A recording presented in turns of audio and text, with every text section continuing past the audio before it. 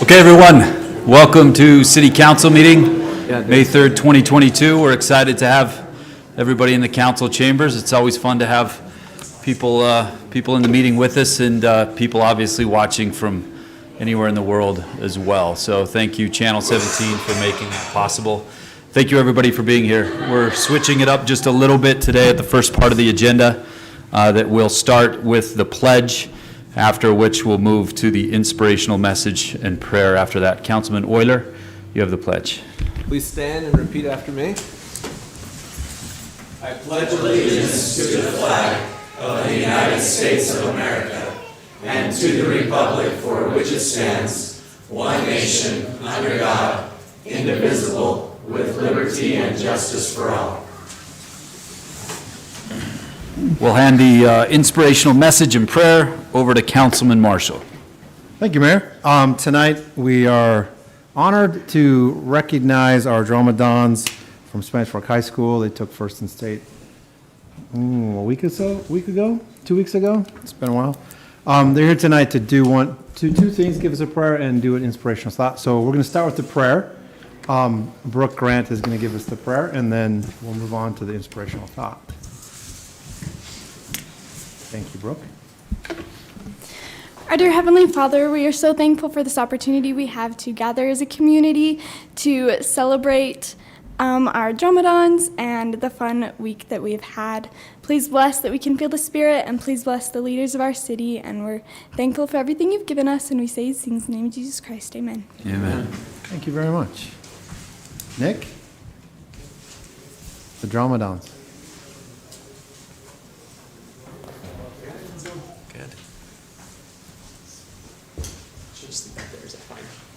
Which would you like, this way, Nick? So face us. Yeah, Turn this way. Yep. The camera's right there. Yep. Oh, if I could, that'd be super cool. We have a camera right there. Oh, we can get him either way.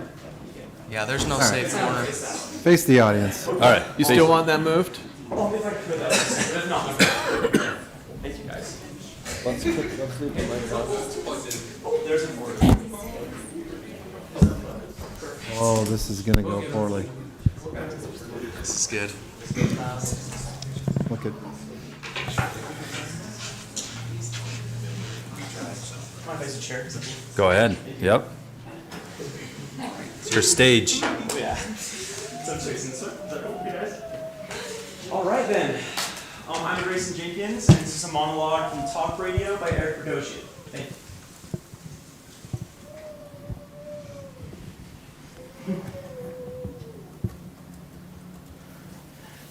I'm scared, Barry. Okay? It's like everywhere I go. But here's the thing. Okay, we have this garbage disposal in our sink in the kitchen, right? And sometimes a little teaspoon will fall on down into the garbage disposal. Yeah, so you know how you feel, Barry? You have to reach on down into that garbage disposal and feel around down there for that teaspoon. You don't want to do it. I mean, who knows what's down there? It could be garbage, a piece of something. I mean, so much stuff goes down there. Or germs, which you can't see. You can't see germs, but if they're going to be anywhere, they're going to be down that disposal. I mean, they go there, see, they come back up the pipes. Like salmonella, yeast, cancer, even the common cold. Who knows? But Barry, without all that, what if? And I'm just saying what if here because it would probably never happen. It would probably never happen, but what if the garbage disposal came on while your hand is down there? I'm so scared thinking about it that I usually just leave the teaspoon there. I don't even try to take it out, but then I'm afraid that my mother will get mad at me if she finds it down there, so I turn the disposal on. No.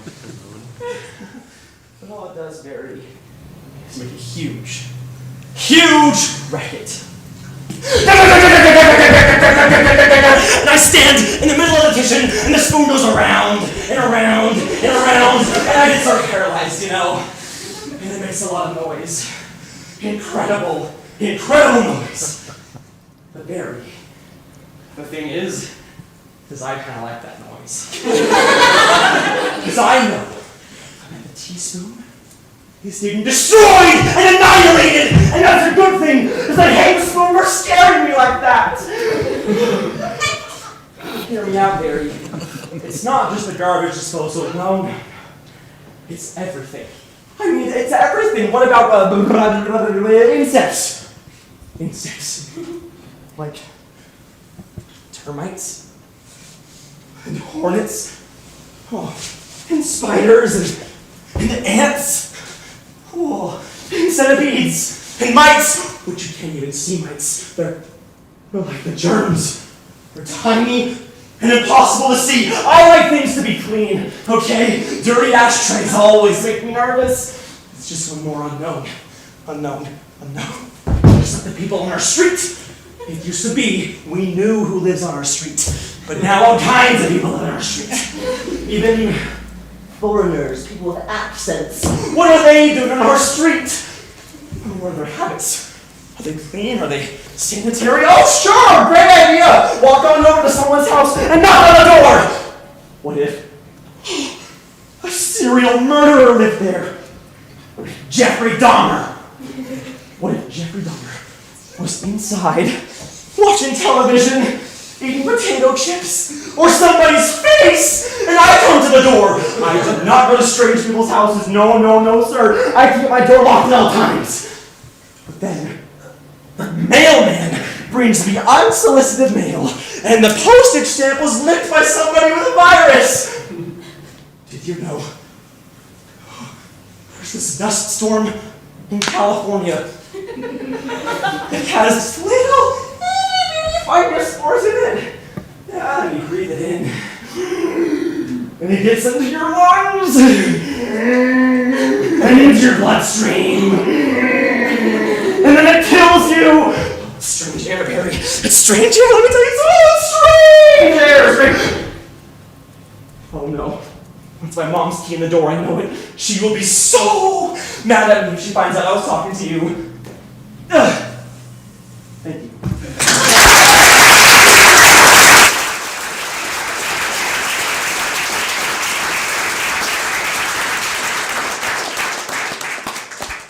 That was just a preview of what the Dromadons did for, right? Is that right? Yeah, very good. We bringing them up? We're bringing them up. All right, come on up, everyone. I don't know what was better, watching him or watching them watch him. Fun. I saw some kids laughing out there in the audience. That was pretty funny, huh? Pretty good stuff. I thought they each were going to give a monologue. Yeah.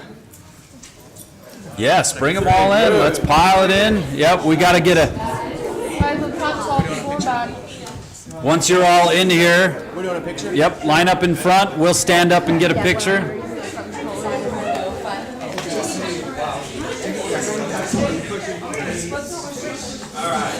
Squish it in.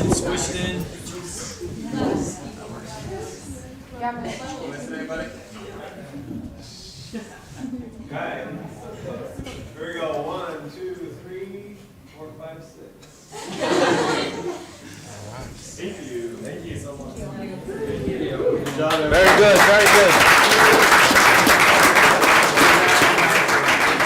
If you could come start with Councilman Argyle and come down the road here and shake everybody's hand. We try to congratulate all the state champs.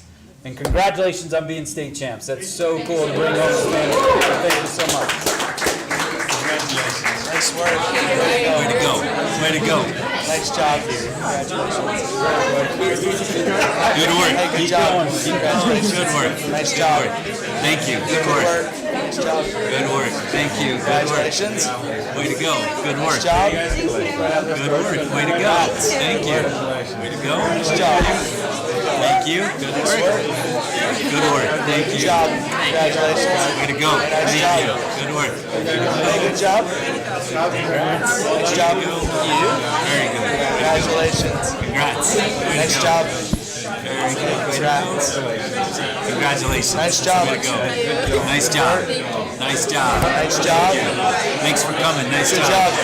Thank you. Congratulations. Congrats. Nice job. Thanks a lot. Congratulations. Thank you. Yep. Congratulations. Yeah. Thank you so much. Nice work.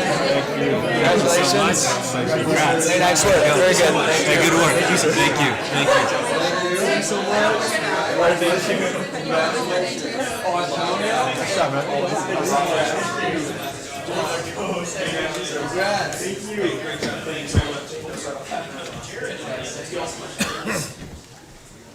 Very, very good. Now that's a way to start a meeting, right? If you thought you were coming here and just going to fall asleep, that is not the case when we celebrate. Ripped enough. Can we bring him back? Bring him back, yeah, if he could just stay in. Yeah, when we get to the middle part of the budget in about an hour and a half, we might need him to come. Oh, I've got my own model. Oh, you do? Oh, okay. Oh, no. We'll see how it No. matches. No, thank Yeah. you. Very good work. Very good work, Spanish Fork High School and the Dromadons. Very, very cool to be state champs. And they were on a fire truck, right, Chief, down Main Street last week, and now they're here tonight. So very cool stuff. I asked them out there, what was your favorite part about winning? And 3/4 of them said riding a fire truck down Main Street. Oh, And they said, it's always a ball team, and now it's the Dromadons. Yes. And Yeah. I said, hey, you win state, we'll put you on that fire truck every time. Perfect. Yeah, I love it. Well, congrats, and way to go, kids, and congrats to your parents, too, putting you in something worthwhile like that and honing your skills. Very, very cool. So thanks for joining us. That takes us to item D, under call to order, the John Bradley Utah Recreation and Parks Association Award.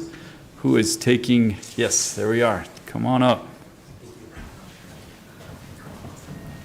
Well, I don't know how I can follow that. Yeah, good luck. Holy cow. Good luck. I'll have Emily and Bronco, come on up.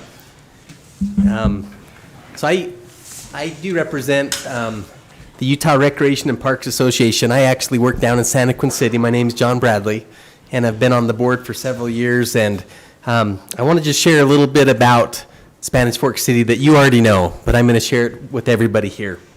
Each year, Utah Recreation and Parks Association recognizes outstanding achievements in the field of parks, recreation, and leisure services within the state of Utah. Nominations are received in several different categories. Individuals, facilities, programs, and departments are acknowledged for their accomplishments. Spanish Fork Fiesta Days Pyro Musical won the Outstanding Special Event Award of the Year this year at the URPA conference, which was held in St. George. The Pyro Musical was selected for its uniqueness as a spectacular event that was started by a few residents in the neighborhood as a neighborhood fireworks show. As the event grew over the years, it was turned over to the Fiesta Days Committee and now has over 30,000 people in attendance. The Pyro Musical isn't your typical fireworks show. The music and the fireworks are synchronized together to create a show like no other. Fiesta Days is the only city celebration in Utah that we know of that starts with the fireworks show and ends with the fireworks show. The event is chaired by Fiesta Day volunteers with Mike Clayson overseeing the event. Mike has been involved with the event for the past 6 years. He, along with the Fiesta Day Committee, have been phenomenal when it comes to fundraising efforts and the collaboration between the city and local businesses. The event has been supported by local donations with no financial assistance required from the city, thanks to those fundraising efforts made by all those involved. Congratulations to Spanish Fork City and the Fiesta Day Committee for winning the URPA Outstanding Special Events Award.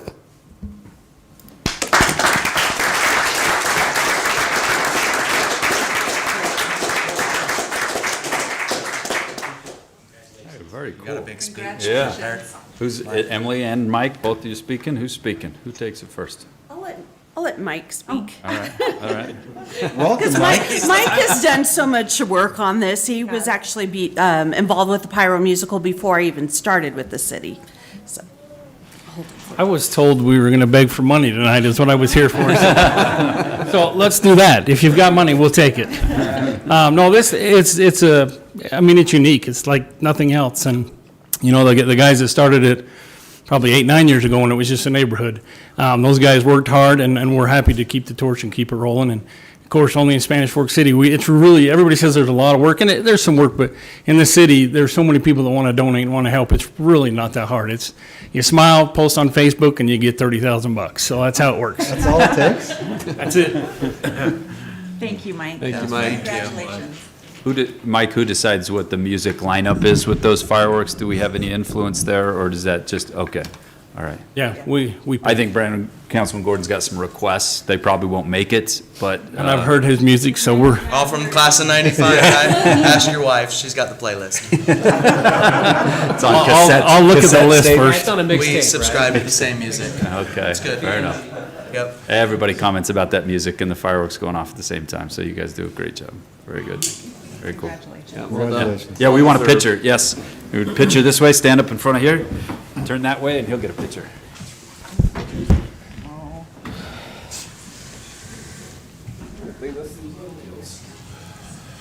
All right. 1, 2, 3. Good work, Mike. Good job, you guys. Work, brother. Well deserved.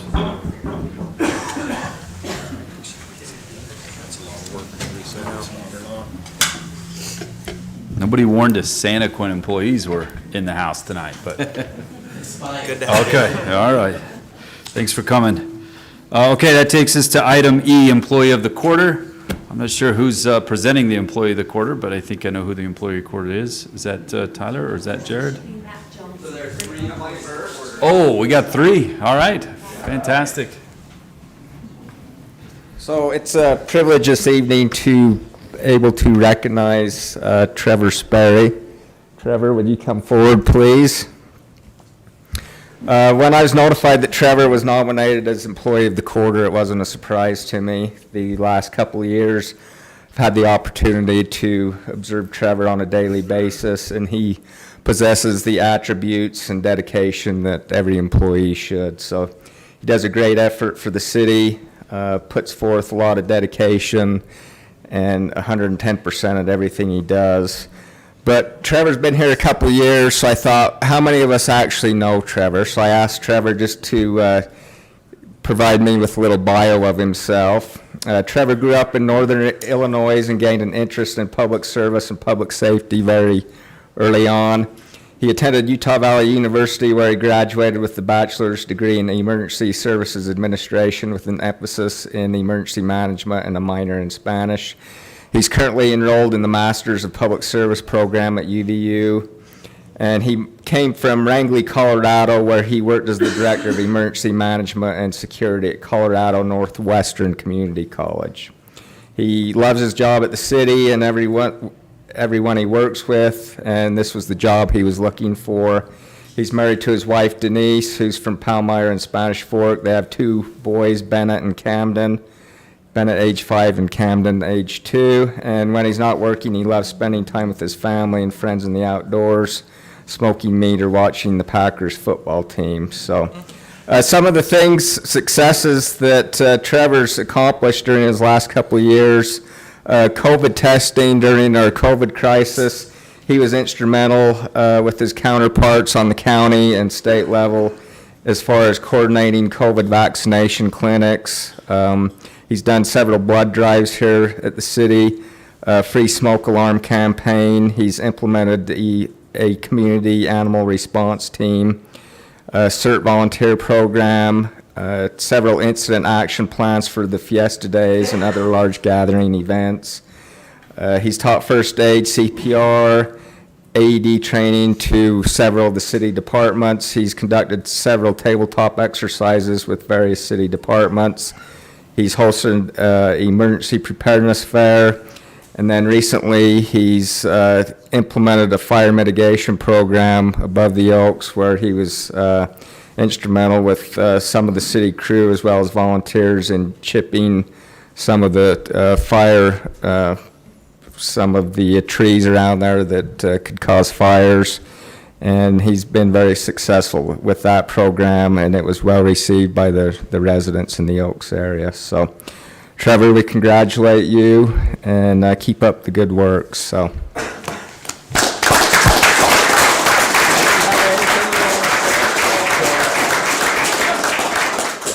No, I've just really appreciated the just the support I've had since being here. I've been here just over 2 years, and I felt nothing but support from city council, from city employees, and the residents here in Spanish Fork. And I love my job, so thank you very much.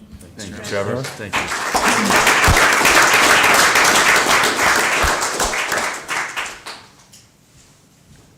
All right, so no more reading from scripts. He did all of that by himself. You want me just to go off the cuff? Just go live. You got it. No, just nothing. I'll do it.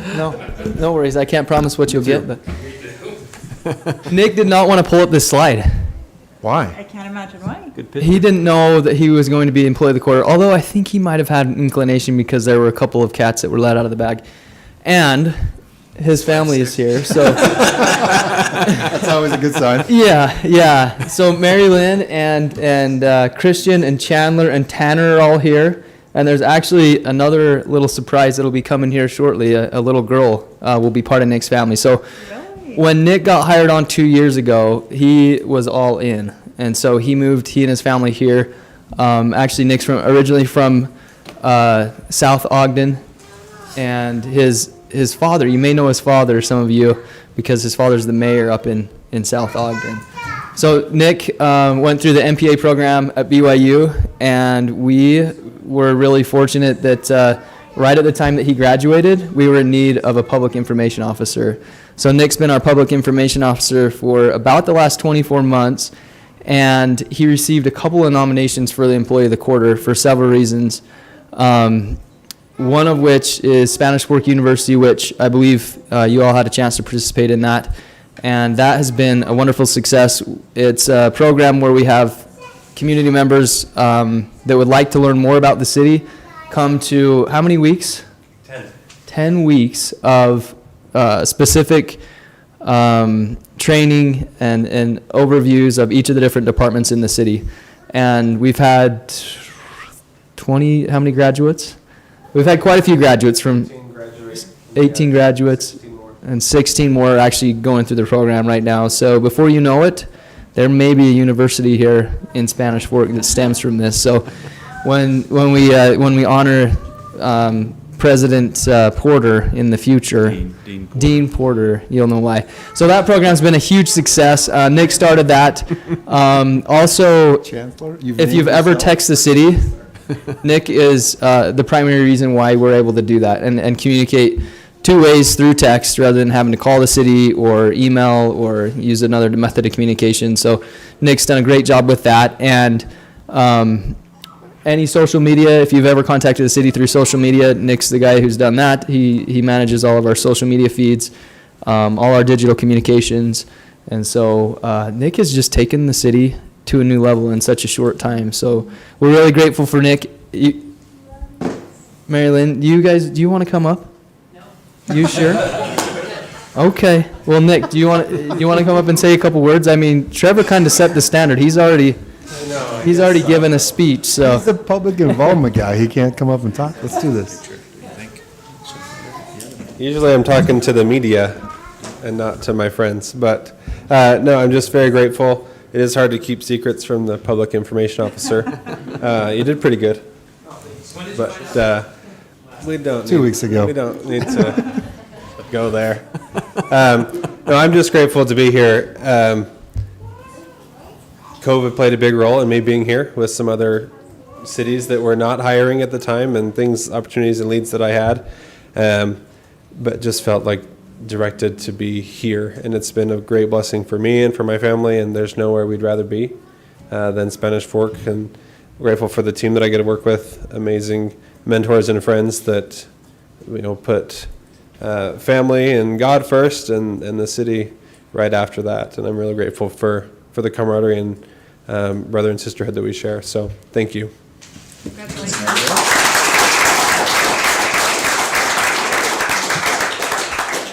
Okay, one more, Jared. Bar's been said. Hi. Hey. Yeah. Tyler knew his kids' names without looking at his phone. Just saying, Do Jared. not put that kind of pressure. Just saying, Jared. No. Well, I do know that he's married with two children. Okay. Fair enough. Byron Haslam is our senior engineer. He's been here for over 3 years. He is married with 3 children. He's a Miami Dolphins fan. I do know that. So, I really enjoy working with Byron. I know you're not allowed to have your favorites, but if I had mine, I would probably have to say it would be Byron. He keeps me in line with everything that we do. He oversees UDOT, which is... Someone has to. Yeah, I mean, that itself is an accomplishment. Yep. MAG, the railroad and city projects. So, I mean, UDOT, MAG, and the railroad itself is just, the tasks he has with that are just amazing that he can keep up with that, but then he also keeps up the city projects. He was responsible for receiving the latest MAG grant, which was $6 million for the 2000 East US 6 connection. We just got awarded that 2 weeks ago. We found out today that the Spanish Fork Parkway Railroad crossing, the estimate's been completed, so we can move forward with the agreement. We're probably still at least a year out on that. Some of the other projects that Byron's overseen is the Cold Springs Waterline Rehabilitation, the Malcolm Springs 5 million gallon tank. These are the projects that he has going on right now. Expressway lane widening with US 6, the SFCM building and the Public Works building, 2700 North Interchange with the Tintic Railroad UTA connection and the Provo subalignment. He's also managed all 3 roundabouts we've built, both the 400 North and the Mill Road, the Center Street widening and the Poplar Lane project. Those are just the list of the projects that he's done. He really stays on task. He's very responsive. Just great employee. So Jared, what do you do?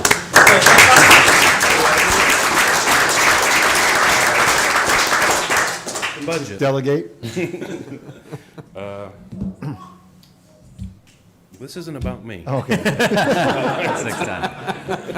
Byron? Byron, congratulations. No, it's a great honor. I love working for Spanish Fork City and all the great people, and it has a lot of great employees, so it's a big honor to be employee of the quarter, so thank you. Ryan, Bless you. I have one quick question. Sure. What's your favorite large truck to drive in? A semi with you, of course. Kenworth.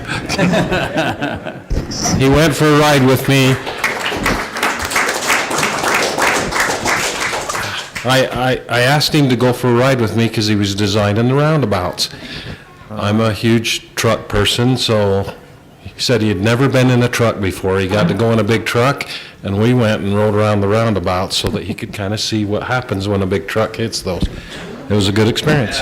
Did he let you honk the horn? No? Oh, he did. Hey, if we could get all the employees of the quarter and their families come up here and stand right in front of us, because it's a family affair for people to work here and be this effective as employees. So thank you so much, spouses and families, and we'll get a picture. Come on up. When you got kids this cute, we got to get them in pictures.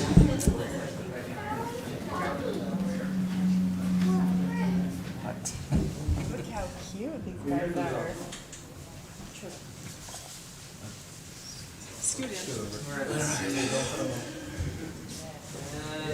Yeah, we've got everybody in there. All right, 3, 2, 1.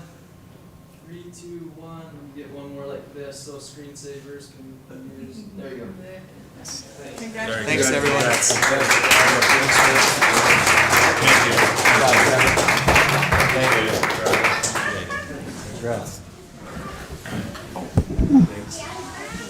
I think there's like $30,000 in their paychecks, isn't there?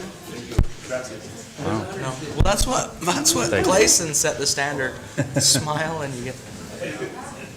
I think it's a good, that's a good cross-section of the employees you have in Spanish Fork that all do a great job, but you have public safety, you have communication to the residents there, and then you have engineering that we're always talking about, a growing city and the roads and figuring everything out to keep us all moving. So a lot of hardworking people in this city, and there's a few of them and their families too. So thank you so much, and it's great to always have that. Okay, we'll move on to item 4, public comments. Is there anybody from the public that would like to address the mayor and city council? Come on up.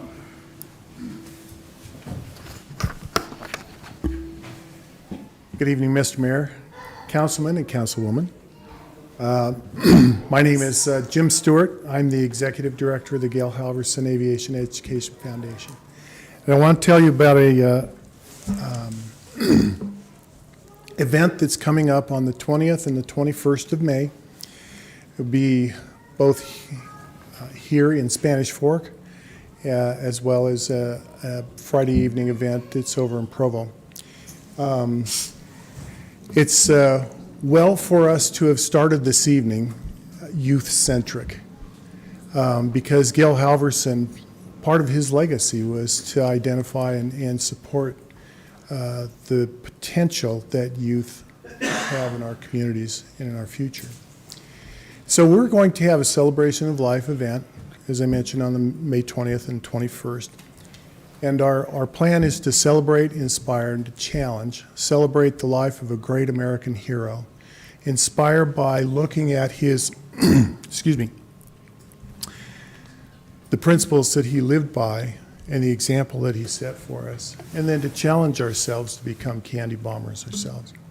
So in this event, we will have the opportunity to, at Spanish Fork Airport, have a youth-centric series of activities that will help inspire our youth to reach their potential and their dreams, and also to be inspired by a couple of things that we haven't seen in Spanish Fork before. Next slide, please. The first is C-17 Globemaster III. This is a aircraft that's used to, it's the Air Force's primary logistics hauler. And the Air Force is renaming a plane in Gail's honor as the Spirit of the Candy Bomber. And unfortunately, the runway at Spanish Fork Airport is not stout enough to handle this aircraft. If we tried to touch down there, we'd be talking about a new runway in future budgets. So this event will be held at Provo Airport on Friday evening. It will be hosted by Mayor Kafusi, but the officiating official from the U.S. Air Force will be General Mike Minahan, the commander of U.S. Air Force Air Mobility Command. Next slide, please. We will have on the ground, though, at Spanish Fork Airport on Saturday morning, C-54 Spirit of Freedom. This is a model of aircraft that Gail himself flew during the Berlin airlift and the candy drop. And so these two aircraft together, one will actually perform a ceremonial candy drop, the Spirit of Freedom, and fly in a heritage formation between the C-54 and the C-17 in a low pass over the Spanish Fork Airport and basically main part of Spanish Fork. So, sir, we'd like to enter that into the record, and remember one thing. As we remember and honor our history, that serves as a foundation for us, for our community. As we join hands and as we nurture and encourage our children to succeed, as we saw with success with our drama dons, we are there reaching for the future. And indeed, we then have pride in our past, and progress by inspiring our youth. Thank you, sir. Thank you. Thank you, Jim. Thanks for coming. Very cool event, May 20th and 21st, right? So coming up. Thank you. Anybody else, public comment that would like to address the mayor and council tonight? Okay. With that, we'll move on to council comments. We'll start with Councilman Argyle. Thank you, Mayor.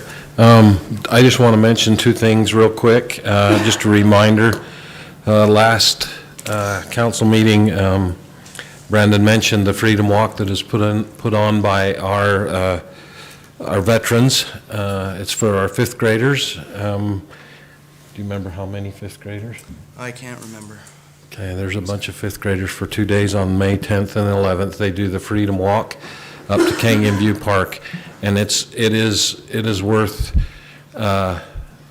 being noted because it's a cool thing for these students to get an opportunity to listen to and visit with the veterans of our wars and have an opportunity to associate with them. Also on May 11th is the Rotary Chamber Golf Tournament. It's a fundraiser. It's a big thing for them because it allows them to do the scholarships that they do each year and go forward. So I want to mention that if you want to golf in that, well, there's still some spots open to be golfing. And if you're a business and would like to support that, we sure encourage that very much. So thank you, Mayor. That's all I have. Thank you, Councilman Argyle. Councilman Gordon. Thank you, Mayor. Got a few things. I was lucky enough to plant some trees with the Sierra Bonita kids. Some of the Bears. The Bears. Okay, thank you. Mayor's kids go to Sierra Bonita, so I'm glad he knows they're the Bears. So I'm sure maybe you guys have some pictures of that you can share. But always good to rub shoulders with Bill Bushman, aka the Lorax. I call that guy. He knows more about trees than anybody else, and he's telling the kids about trees that he can't tell them where they are because he says that somebody will go cut it down. It's like, don't give anybody those challenges, Bill.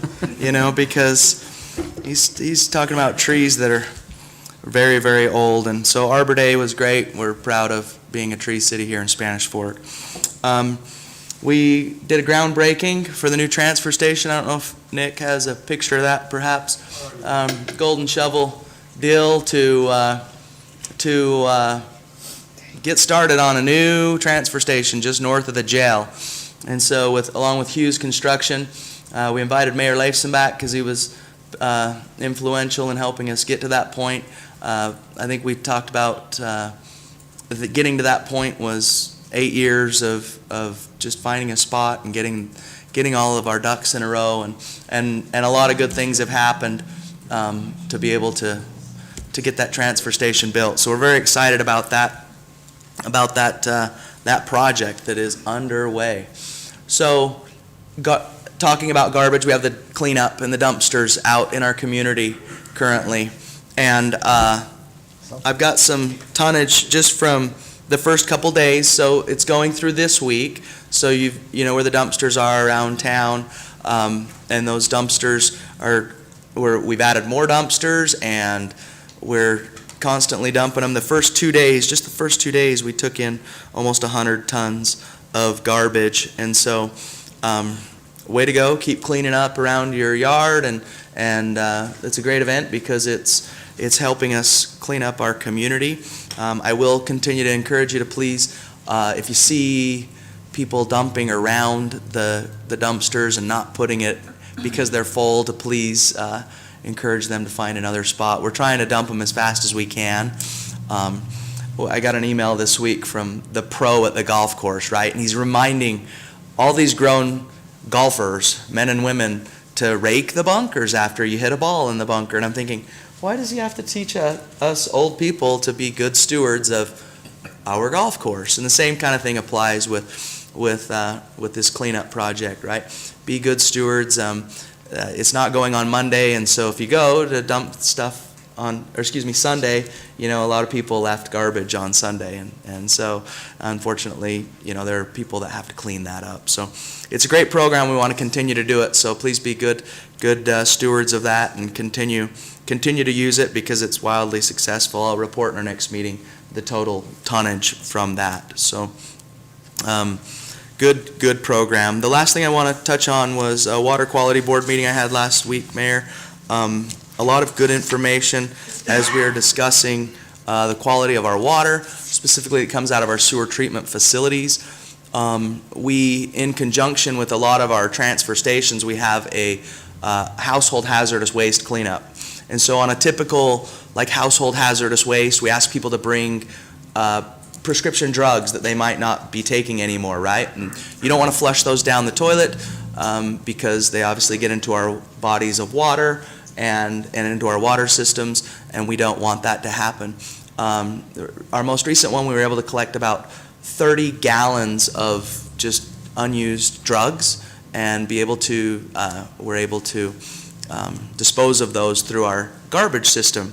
I bring that up because we're currently doing a lot of tests and studies on the fish that are in the water of downstream of, say, our sewer treatment facilities. And about 8% of the drugs are being flushed, but over 90% is they're finding out that drugs are passing through the human and they're getting into our bodies of water. They're doing more and more tests on the fish, and things like birth control that a woman might take has an effect on the fish. And when they first started this testing years ago, they could do it in 1 part per million, and now they do it in parts per trillion. And so they've gotten so much better as well at the testing as well, and they can see.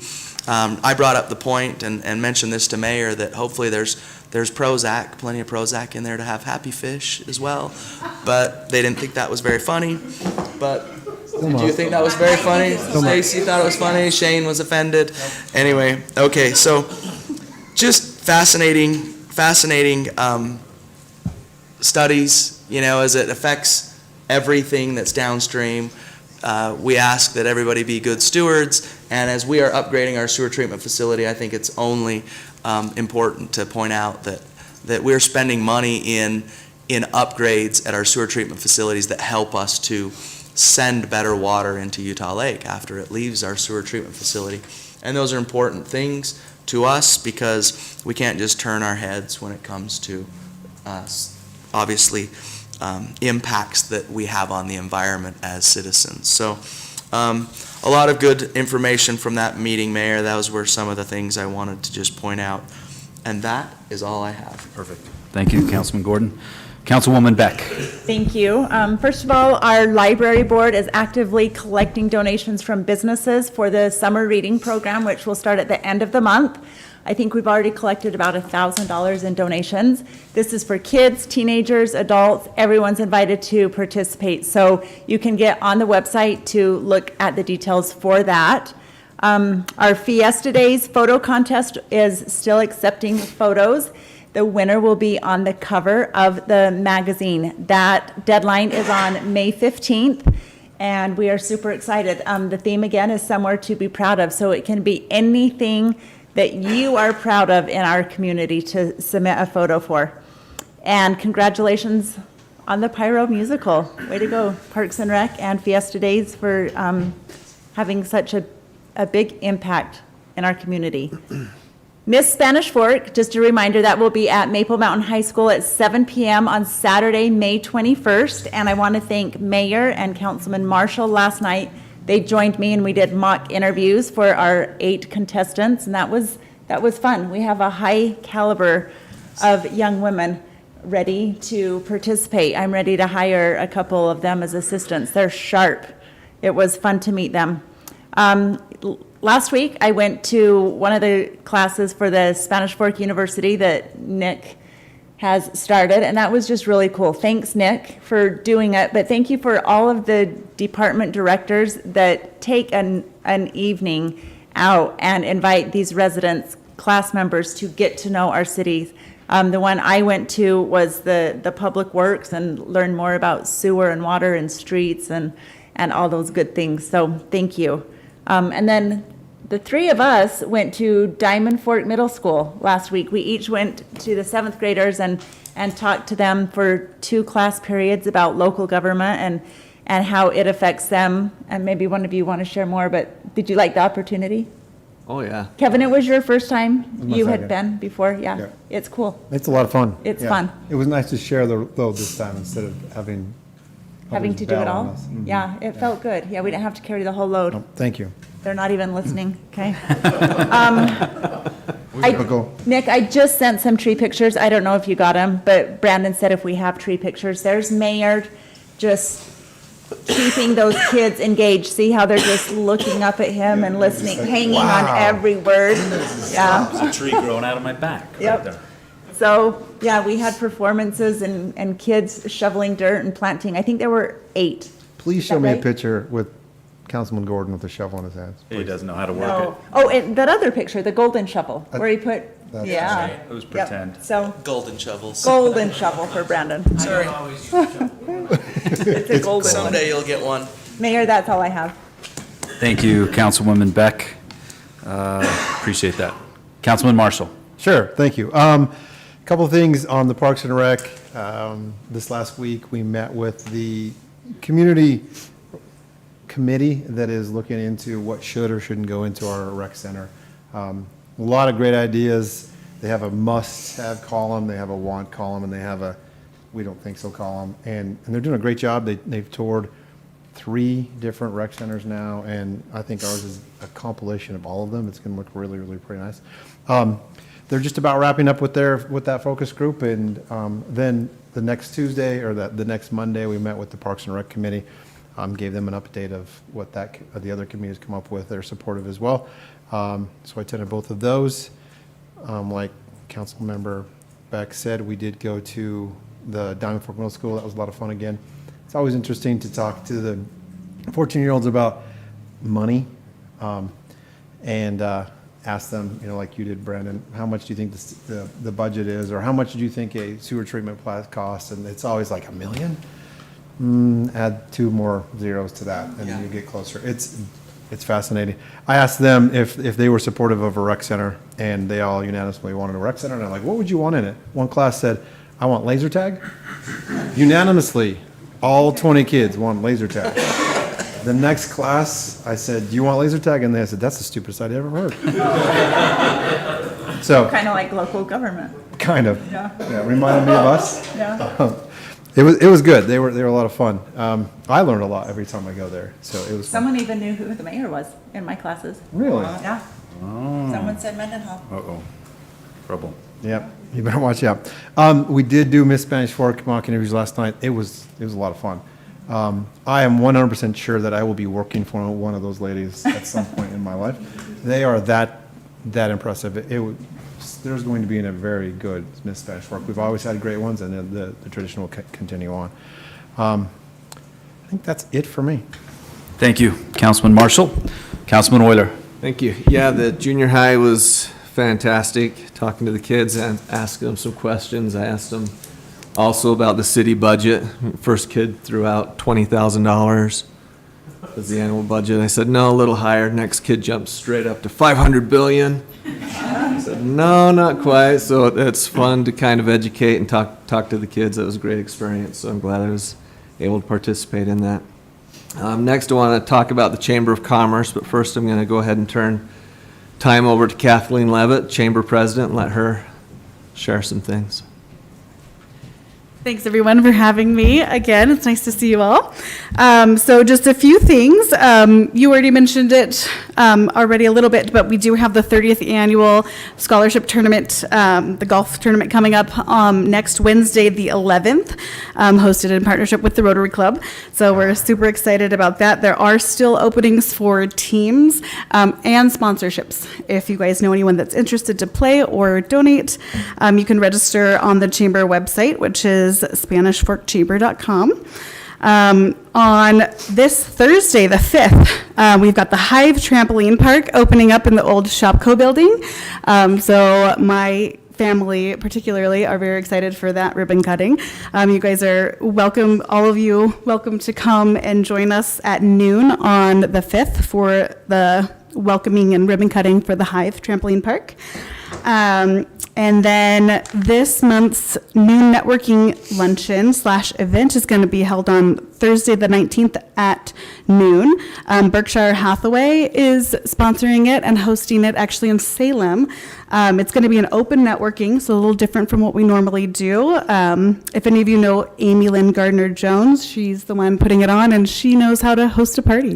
So you guys definitely join us for that, or if you know anyone who's interested in open networking, that'll be on the 19th at noon. Where is that going to be? It's in Salem. It's the Berkshire Hathaway building. I don't have the address for it quite yet, but it will be on our website and all of our information going out. I believe that is all that I have for you guys. Thank you, Kathleen. Thanks so much. Thank you. So yesterday I had the opportunity of attending a ribbon cutting for Wild Ivy Blow Dry Bar. Angela, my wife, decided to come with me and took the liberty of scheduling her first appointment Saturday to go back. So should be a great addition to the businesses in our in our community. Last night I had the chance to take my 7-year-old and one of his buddies to the Hive, which will have their ribbon cutting on Thursday. And it's an awesome thing for the youth in our community. If you've not been there, I'd encourage you to go check it out. It's going to be a great addition as well to Spanish Fork. Next, I want to discuss the animal shelter. First item, we had our board meeting today where we voted to adopt the 2023 budget. Total budget for the animal shelter is $970,000 for fiscal year 2023. Spanish Fork's portion of that is $124,000, just over $124,000, which is up $36,000 from the prior year. Just so everybody's aware of how it works with the animal shelter, the city's portions are determined by the number of animals that are brought into the shelter from each corresponding city. And Spanish Fork is second behind just Provo. So we are doing a good job in our community of taking care of those animals that need to be brought into the shelter. Next item with the shelter that I want to discuss was an item that was in the news not too long ago that some of you maybe had noticed. I've got some pictures here. There were a total of 83 dogs that were rescued from an illegal puppy mill that was taking place.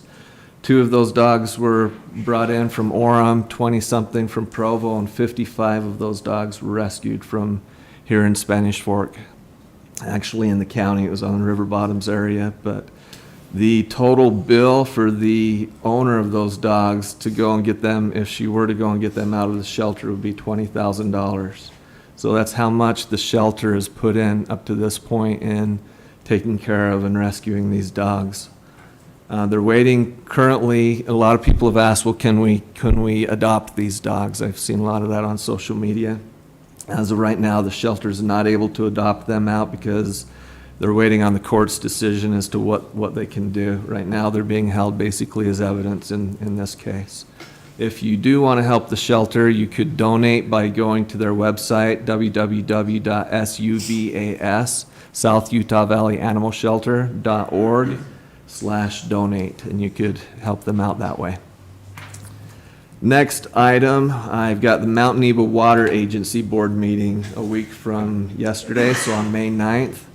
And it should be a great meeting. Some of the agenda items include presentations on the Utah Lake Distribution Plan, the Utah Lake Restoration Project, which is the project to possibly put islands, dredge the lake and put islands on the lake. They're coming to present to us. Governor Cox's 4-year water strategy and a presentation on management of upper and lower lakes. So looking forward to that meeting, and I'll report back on what we learned there. Along with water in the state, we all know that water is kind of a big concern. Utah Lake obviously is a major issue for our area. So one of my coworkers invited me to do a tour of what's called Walcara Way, which is out in Vineyard. And let me explain. First of all, he encouraged me to do this tour so I could see firsthand how sometimes simple, common sense solutions are better than solutions that the government comes up with. Not to knock on the government, but we know sometimes the government in all ways doesn't make their best decisions. So before I talk about the solution, let me explain what the problem is. One of the problems or issues with Utah Lake are the non-native Phragmites plants. If you're familiar with what those are, there's some pictures that we'll show you here in a bit. They grow along the shoreline, and these reeds get between 10 to 15 feet tall, and they spread quickly. Here's a list I pulled from the Utah Lake Commission website that explains the problems that are associated with Phragmites. A, they're an incredibly thirsty plant. So as these spread along the shoreline, they continue to wreak havoc on the water levels, which we know with Utah Lake is very fragile right now. So they suck up a lot of water. They pose a fire hazard. So in the late summer and fall, they dry out, become tinder, and pose a major fire risk. Each time a fire breaks out, emergency resources from cities and county are used to fight those fires, which obviously expense is involved in that. They cause a loss of habitat. Utah Lake's an important staging ground for migratory seabirds crossing the United States. Because of how thick the Phragmites grow, it makes it impossible for larger birds like pelicans to nest. Also, because of how dense the roots are, it makes it a terrible habitat for young fish, including the June sucker, which is endangered. Phragmites stagnate water flow, which creates a prime breeding ground for mosquitoes. They also close up springs, natural springs that are in the ground. They get so dense and so tight that the springs aren't able to produce as well. And a few other issues, they cause a loss of native plants, a loss of accessible shoreline, and diminished views. Jump to the picture that shows me standing next to them. So on the right, you can see what they look like. On the left, or where I'm standing, is the property or the project area for Walcara Way. If you can go back to the map that shows the full area. So let me talk about what the government treatment is for Phragmites real quick. Because Phragmites is such an aggressively invasive species, it requires an equally aggressive treatment to restore Utah Lake shoreline. This is done through aerial herbicidal treatment, followed by giant crushers and mowers chopping up and stamping down the dead organic material. All of this is made possible by the collaborative efforts and funding power of Utah Division of Wildlife Resources, Forestry, Fire, and State Lands, and Utah County Public Works staff, as well as the DWR Wetland Restoration Initiative Grant and Utah Department of Agriculture Invasive Species Mitigation Grant. So you listen to all those organizations and groups that are involved in fighting this invasive plant that's growing along our Utah Lake shoreline. Now let me talk to you a little bit about Walcara Way and what they do. It was an awesome tour, a good experience. I'd encourage anyone to reach out and make contact with them and go check it out for yourself. Jacob Haldaway is the one that I met with. He's a private landowner. You can see the area in red is the family farm that they own that runs right up to the shoreline of Utah Lake. It's about 50 acres. And he reached out to the state legislature, said, I'd love to try and figure out what we can do to fight these and do something. So they were awarded a grant, and they created a pilot area called the Walcara Way, which is about 50 total acres. They fenced off the property, put in 8-foot fencing on one side. It's right on the west side of Sleepy Ridge Golf Course. They fenced that off, and they brought in 30 cows. And over the period of a few months, the cows grazed the entire property, and the Phragmites were gone. So if you go, All things they ate? they eat them all the way down to the ground, dead parts and everything. He says it takes a little while, but if you go back to the picture of me standing there, you can see this is what it looks like without cows, and where I'm standing is what it looks like with cows. Let me talk to you about some of the benefits of what they did. It said prior to bringing in the cows, they placed mosquito traps in various locations of their property. After the Phragmites were gone, they measured the mosquitoes in the traps, so they did a before and after measurement. The mosquito population was reduced by 98% after the Phragmites were gone. Phragmites produce a great habitat for mosquitoes. And when you hear about in the news articles of West Nile virus and other things like that, this is what we're looking for. We're trying to get solutions to some of those problems. Another thing that took place, the cattle grazing opened the natural springs and wetlands and brought back migratory birds like ducks and geese, which in turn brought back other predator birds to hunt and fish. Got a few of the photos of the birds that they've sighted and seen there. As of last March, they've documented 35 bald eagles, 5 golden eagles, and 8 ospreys in the pilot area alone. So it's definitely making a huge difference just for the fact that these natural springs are opening up. Ducks now are able to come in. They eat the larvae of the mosquitoes, and then now having ducks and geese there, the predator birds come and they hunt on the property. The current management plan, if you go scroll through the photos again, you'll see one of the Phragmites that are kind of down to the ground. This is a picture of the fence that was put up around their property area. There are some of the cows showing what it looks like when it's opened up. You can see all the way to Utah Lake. Okay, this one you can see on the other side of the fence. This is the current plan that they use, where they come in and they mow them and then they crush them down to the ground. You can see what it looks like.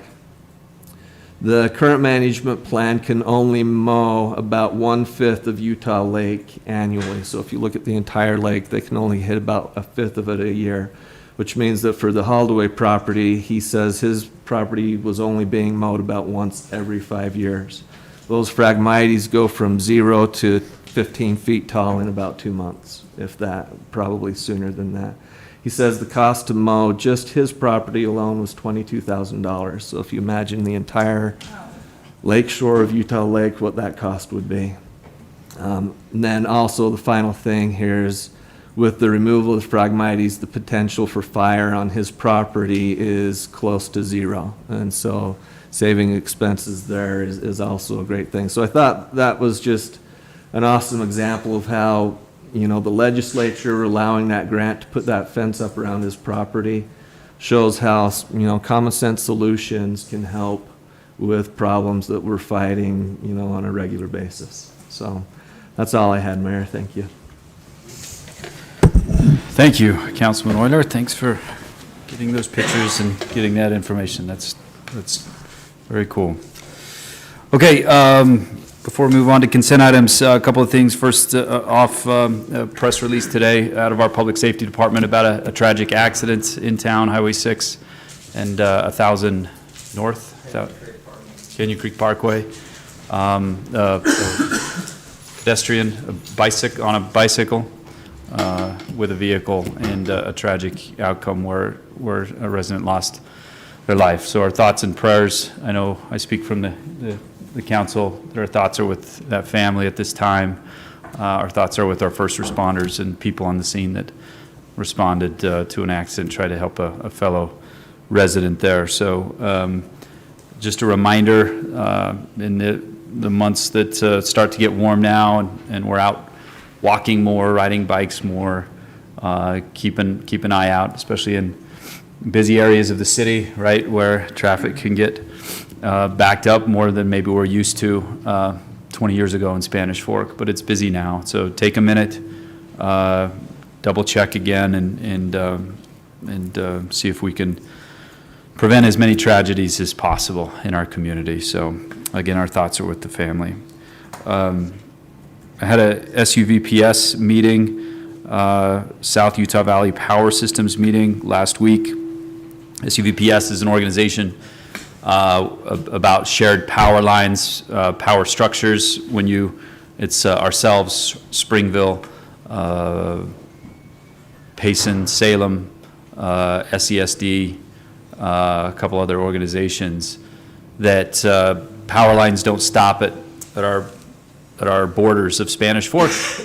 The power runs through our city to and through, and both north and south of us. So that organization gets together every month and talks about redundancy and power systems to make sure we are doing the best to obviously keep the lights on in all of our respective cities, making some substantial investments together in the future that will will even be more reliable for all of our communities in the south end of the valley. Echo what Councilman Marshall and Councilwoman Beck said about Miss Spanish Fork. Super impressed by 8 candidates for Miss Spanish Fork. I agree. We'll be working for one, if not all of them, in the future. My question to them most often was, what would you tell somebody about Spanish Fork if you were serving as Miss Spanish Fork and they didn't know anything about our city? And it's interesting that they all go back to that community hometown feel. They do love. A couple of them really liked Chick-fil-A, right? Which wasn't here even 4 or 5 years ago in our city. So our city's grown up enough to have a Chick-fil-A. You've had it for a long time in American Fork, Chief Hales. I know you were spoiled, but down in Spanish, we just got it. And a couple other things, but what they would say right after that is that the hometown feel that we have in our city is something that they really enjoy and why they stay here.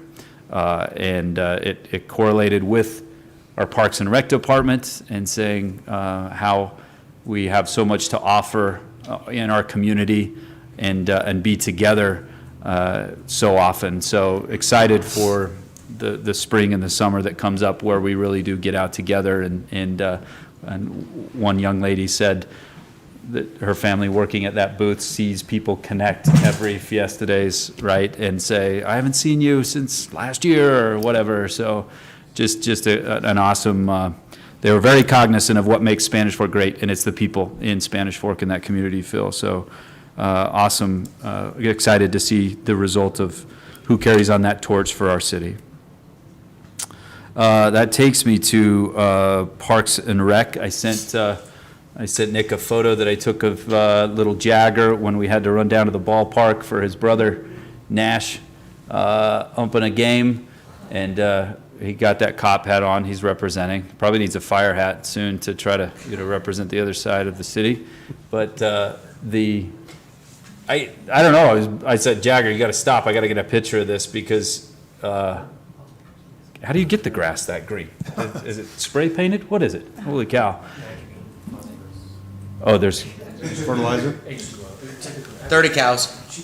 Maybe cows. 30 cows in a little bit of time. Yep. Well, I did that to my lawn too, Seth, and it doesn't look like that. You can't play ball on my front lawn. Oh, okay, all right. Well, it was beautiful, and the carnival to start our baseball season, which is a hallowed event itself, right, Councilman Marshall? I don't know. You wouldn't know? You've never played on this field, ever? You never hit one out on the Pony League field.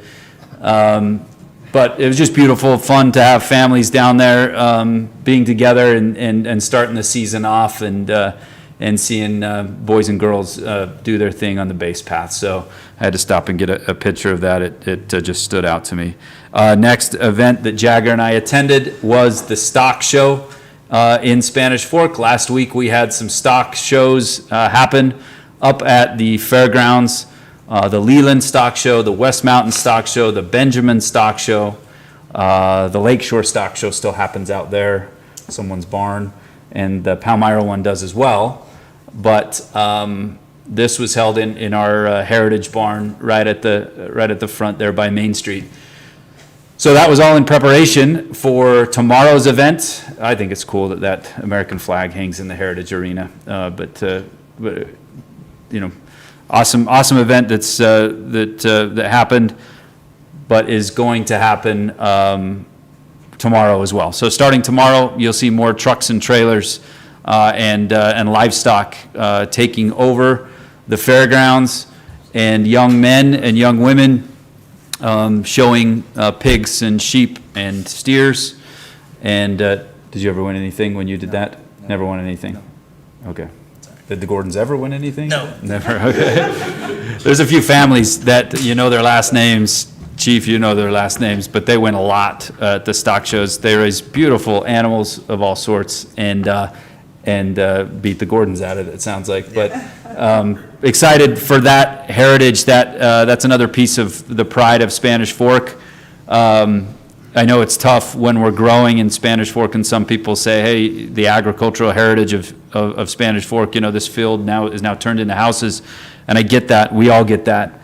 but it's alive and well. That's an investment of the community that goes directly into kids and kids learning how to raise an animal, process an animal, and do it every year. So the heritage of agriculture is alive and well in Spanish Fork, and if you want to see it, go check it out the next couple of days down at the fairgrounds. I'm very proud of it. Last note I wrote, there's a speed trailer on my street, Chief. I think, I don't know who called, but it couldn't have been about me speeding down that road. But it just reminded me to thank our public safety department. They respond with a speed trailer on a street because someone called and said, hey, I think speeds are getting excessive around our area. And so it popped up just overnight, and people are slowing down. So thank you for responding to the citizens when they call, text, or email. Appreciate it. We get one permanently mounted on 11th. One was there for like a week and a half. It was wonderful. It changes behavior. Staying on my street. Staying on my street. Changes behavior. Yeah. Like that number flashing in your face, like, oh, really? I'm going 35? It's only 10 over. It's a lot. How many do we have, Chief? Do we have one speed trailer? No, we have more than one. We're not gonna say. Come on. Well, we got multiple. Trades. We got Multiple multiple. Okay. Yeah. Oh, the permanent ones. Okay. I heard EMS has some budget. I heard he's using it all. Surplus. We're about to find out. Well, it's very good, and you'll see those out and about as, again, the roads are dry and people start going a little bit quicker in town. So the speed trailers will be out, and so are all our public safety department to pull you over and remind you too. So be aware and let's be safe. Okay, that's all I have. Any other items before we go to item number 6, consent items? If not, I'd entertain a motion to approve the consent items. Motion to approve the consent items. That's your cue, John. Chad? Second. Councilman Argyle seconded Councilman Gordon's motion to approve the consent items. All in favor, say aye. Aye. Any opposed? The consent items are approved. It takes us to item number 7, the public hearing for the fiscal year 2022 resolution revision number 3 on the budget. Seth's adaptation on the So I'm going to 2022. actually do a song, I'm going to sing a song. Oh, no. Oh, no. It's one of my favorite songs. You typically hear Christmas time, but I love it. It's a version, my favorite one is sung by Andy Williams. You're starting to get twingy, so. Yeah, it's called The Most Wonderful Time. Yeah, let's. Budget is the Wanna most- start? Yeah. We're good. Oh, we're good? All right, we'll skip that then. So revision 3 is what we're talking about here in this public hearing. A revision is simply a change to the existing budget. We approve a budget in July of every year. And tonight, we're going to be talking about, in just a few moments, we're going to be talking about the tentative budget for fiscal year 2023. But let's not confuse that. That's later. We're going to talk about a revision to the FY22 budget. And this is brought about with some specific changes. I'm going to highlight every one of them. There aren't very many. We'll move through this fairly quickly. First of all, a change to this budget is to address some salary adjustments. We've talked about this with you as a council in a work session recently, but there are significant market forces occurring upon municipal employees, and specifically on 2 groups, police officers and building inspectors. And so this revision budget will take some funds and make them available for us to make some salary adjustments to these 2 positions immediately. About $95,000 for the police officers that will finish the rest of this fiscal year, and then about $20,000 for the building inspectors. There are, and please ask any questions or stop me as we're going along if you have any questions about what I'm talking about. It is worth noting here that what we're doing is we have adjusted the market ranges as we've done our research through our typical process. We typically adjust ranges in October of every year. We pulled a market analysis and reviewed that in February and March and found that for our police officer positions that we were significantly behind already. And so we have shifted the market, or the ranges for those positions, and the proposal in this budget revision is to simply keep those officers, if they're at whatever point, today and the range moves, they'll stay at that same point. And so it's what we would call a market adjustment. It keeps them current with the market. No merit adjustment, that would come in September. Same thing for the building inspectors. It's worth noting here that in the budget we will talk about here shortly, we propose to do the same thing in a couple of months for all of the employees. The range adjustments aren't exactly the same. All positions are a little bit different, but the same market forces are at play. The biggest reason for this isn't to be nice to the employees, although it is great to consider that, and I don't want to take away the kindness that it is. From a practical, pragmatic standpoint, to lose an employee in this market is actually quite difficult to replace, especially if we lose the kinds of employees that are most mobile. Those are the best employees that are most mobile, right? And so you have, for example, 3 employees that we recognize today. We could easily lose them to other agencies because maybe they're paying better under the current climate that we're in. To replace them, maybe you go find somebody that is more green, less seasoned, less knowledgeable. We lose a lot, and we probably have to pay the same amount because that's just what's happening in the market right now. And so we really don't want to lose employees to simply lose their experience and then have to pay some greater amount to get an employee that doesn't have that same knowledge. So we'll talk about that more with all of the employees in the next one. This is to address these current issues. This is the salary ranges that we have currently effective October of last year. You'll notice we're proposing with this revision that it be effective April 23rd. That means that it would be paid to the police officers and inspectors with their paycheck that they will get in about a week and a half from now. So they'll have the first paycheck in May would have this adjustment on it. That's what this proposal has. And again, stop me if you have any questions. This budget also adjusts several fire and EMS positions. In revision 2, we were guessing on timelines, pay, salaries, et cetera, and positions that we were going to be hiring, knowing that we had a few changes coming. Since then, we've hired Chief Hales. We've made some specific hires, and we know when they're starting, and so this budget adjusts those. And it's a net decrease because we were pretty general in those numbers. It's a net decrease of $19,000. There will be additional fire and EMS positions that we'll be talking about in the 2023 budget. And in just a moment, I'll show you that $19,000 decrease evaporated. But I'll walk you through that in a second. Got to have some fun because it's just, Chief Hale's got a clap today in work session, and I didn't. Not getting one. And I'm not, even though I was going to sing. I was going to sing for you. That's not a good start. All right, so position adjustments in Parks and Recreation in this current budget, we had approved 2 adjustments to positions that were going to take effect in January. Those did not happen. Organizationally, we were not ready, and by February, it didn't look like we would be ready for the rest of the fiscal year, so we removed all of those funds. After working through those and being ready to put them in place for July, Dale determined he would be ready to do that in May. And so we've put some of those monies back in that were originally in the budget. So we put back about $30,000. There is a new position that has been proposed with the FY23 budget, an assistant to the city manager position. The ideal candidate became available in May. And so we wanted to get that candidate started rather than potentially lose that candidate to another organization. We in conversations with each of you decided we could. From now on, we're gonna have to call him the ideal candidate. No, it's just N number 8. Assistant to the N number 8. It's just 2 digits, N8. That's it. Is it? It's pretty good. The net impact on the budget is about $17,000. That's maybe a little bit high, but that's what we budgeted. In the power and light department, this is fun. I don't know how a business operates this way, but the industry, Waukesha, they sell transformers, and those transformers are $1 million. So this piece of electricity,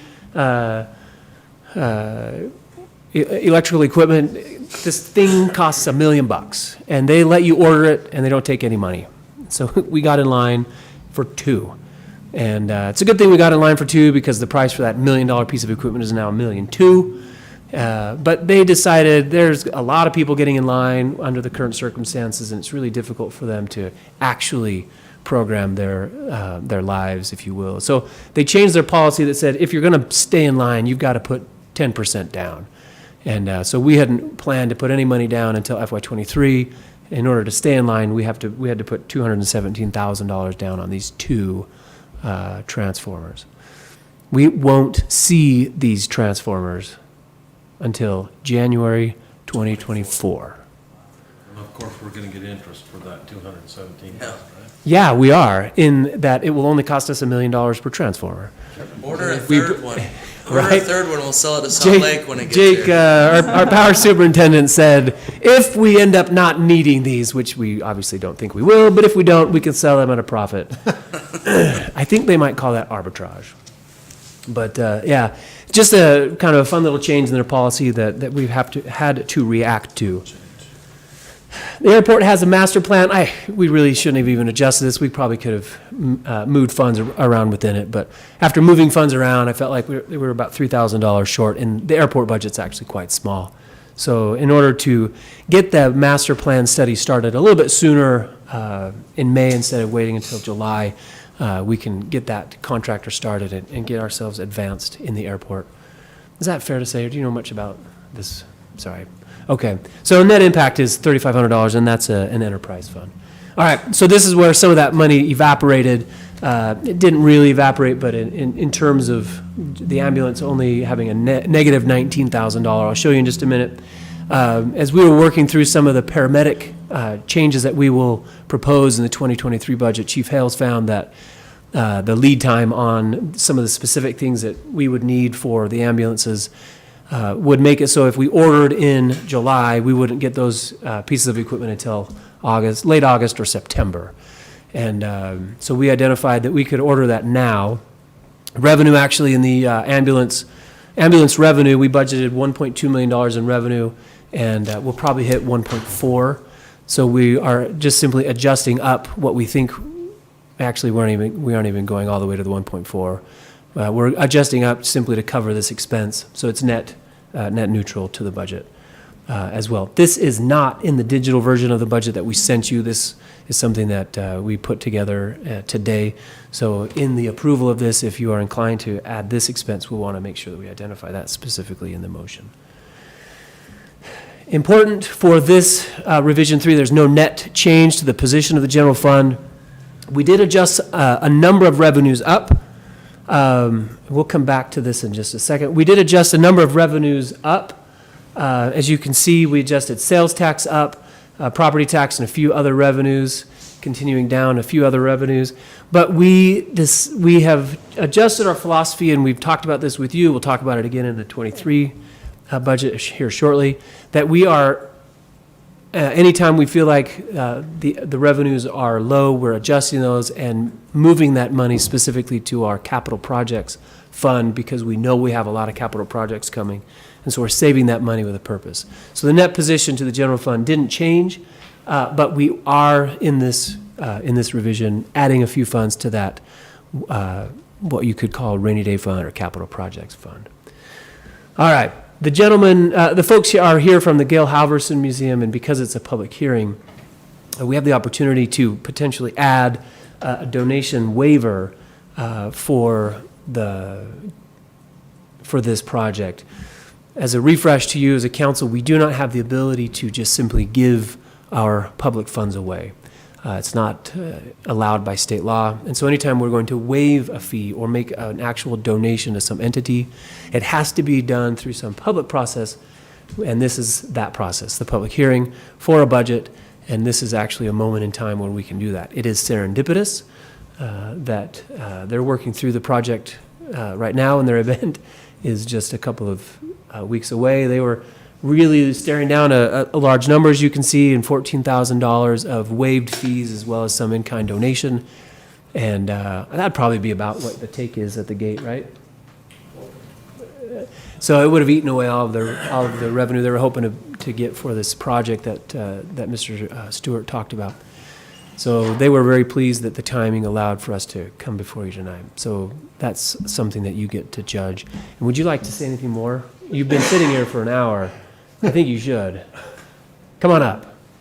Yeah. Do you want to say anything? I think you should. Well, James said something, and so I think he Oh, was okay. like I'm here to just saying, support it was- him, but he up and left. So I think we need to give you the opportunity, add anything to it and anything they need to know. Yeah, Tell them who you are.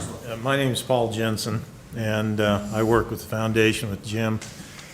This event, I think, is going to be very significant, not only for us, but for the city. We've got a lot of dignitaries coming from all over the United States and Germany. The Air Force is going to be involved. It's a fairly large event, mostly because of Gail Halverson's reputation that he has had everywhere he goes, or he did go in his life. He left a legacy of service, and Gail, being a Spanish Fork citizen for a long time, this is why we've chosen to try to do it here in the city and make this kind of a mecca for youth aerospace education or aviation education.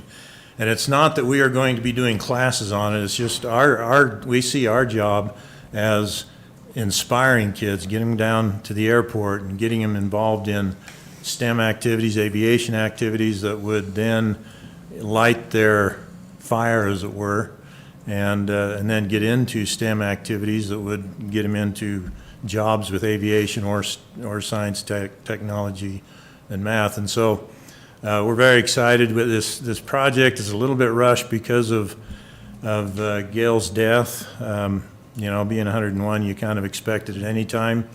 But when it happened, a lot of these larger organizations wanted to do a celebration of life to honor Gail, and so that's what we're doing. We wanted to do it all here at Spanish Fork, but as was mentioned, you land that C-17 on our runway, it's a permanent memorial or monument. And so that's pretty much where it's at. Do you have any questions? Will this be just this one time? Or do you anticipate maybe an annual event ongoing? We're not thinking that far down the road. It could very well. I mean, if the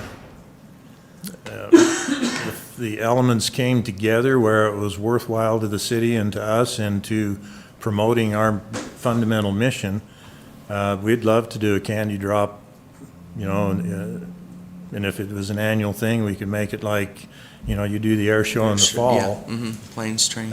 We could do it in the spring, but in all honesty, we just have not gotten that far. Okay. This has become a big enough event. We're all operating at about 110%.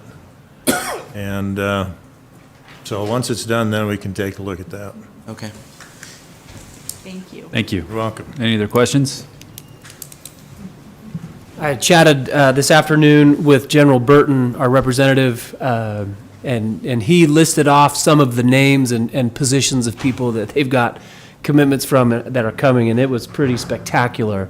And so this group is doing a great job and certainly honoring a wonderful human being. I will say, if Gail were the pilot, he'd get that thing off the ground. If it landed here, he could get it off. I know he could have done that, right? That's the kind of pilot I'm sure he was.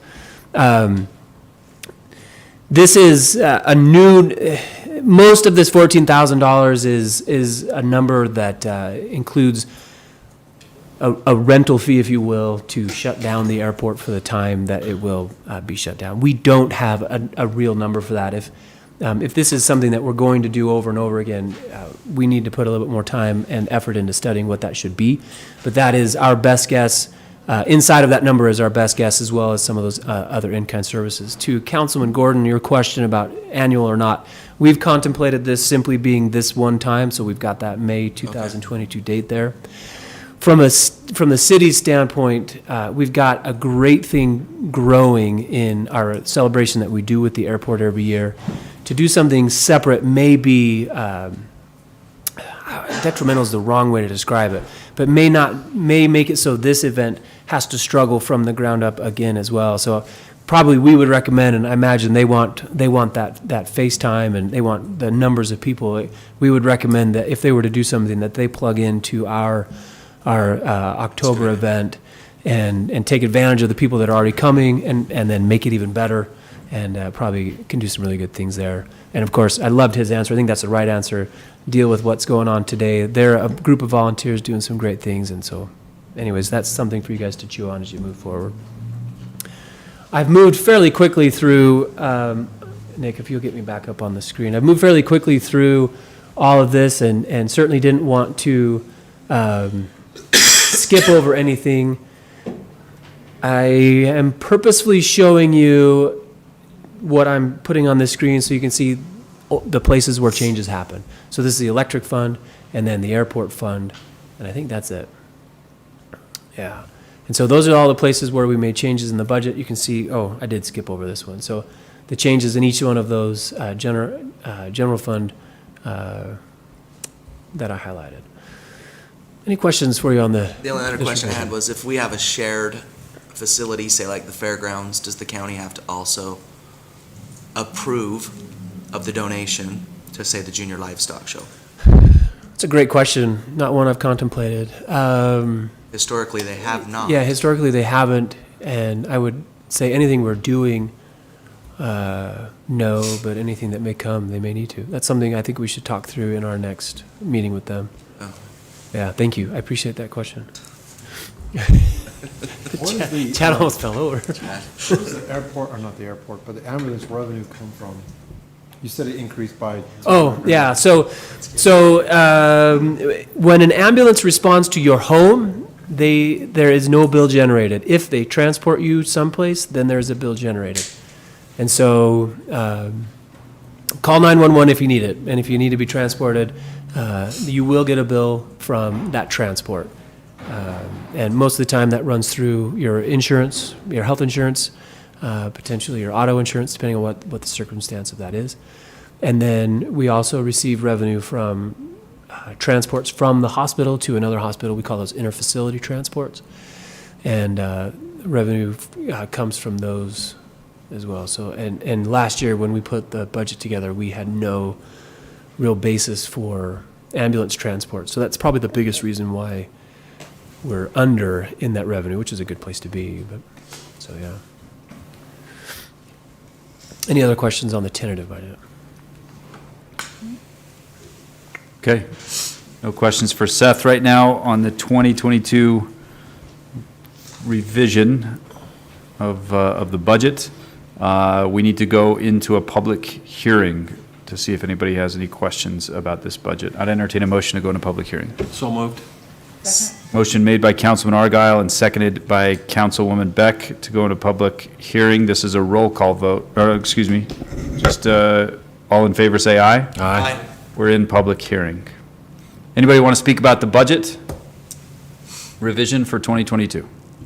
Okay, I'd entertain a motion to go out of public hearing. So moved. Second. Motion made by Councilman Gordon, seconded by Councilman Argyle to go out of public hearing. All in favor say aye. Aye. We're out of public hearing. Now, if there's no more questions for Seth or any of the departments about the 2022 revision,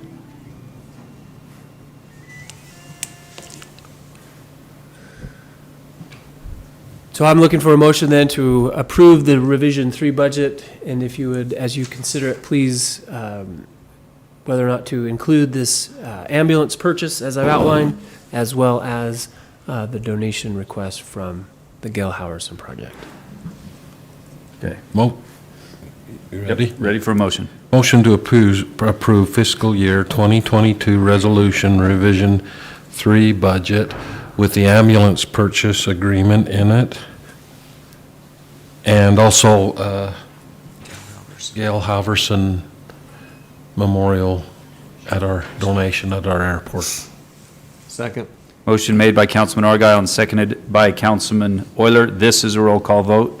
Councilman Euler? Aye. Councilman Marshall? Aye. Councilwoman Beck? Aye. Councilman Gordon? Aye. Councilman Argyle? Aye. Supposed to That's be yeses? approved. Yeah, it's supposed to be yes. Oh, let's redo So it. yes and no's now. We're going to start it again with yes or no. That's gonna be tough to get to. Yeah, it is. It'll take about We got 7 it. years to. We got it. Councilman Euler? Yes. Councilman Marshall? Yes. Councilwoman Beck? Changes their vote, yes. Okay. Yes. Councilman Gordon? Yes. And Councilman Orga, sorry. Yes, sorry. Yes. 5 yeses. It's approved. And it, Yeah. I remember one meeting I said yes and got a little bit chastised. Do you recall? Just curious. that's just new, right? Oh, don't I back try me to up. forget the chastisements that you get. It's just, Yeah, you know, sure. It's easier that way. It's easier. We're moving from Positive affirmations. biblical language to Okay. modern English. I apologize. Just remember that, okay?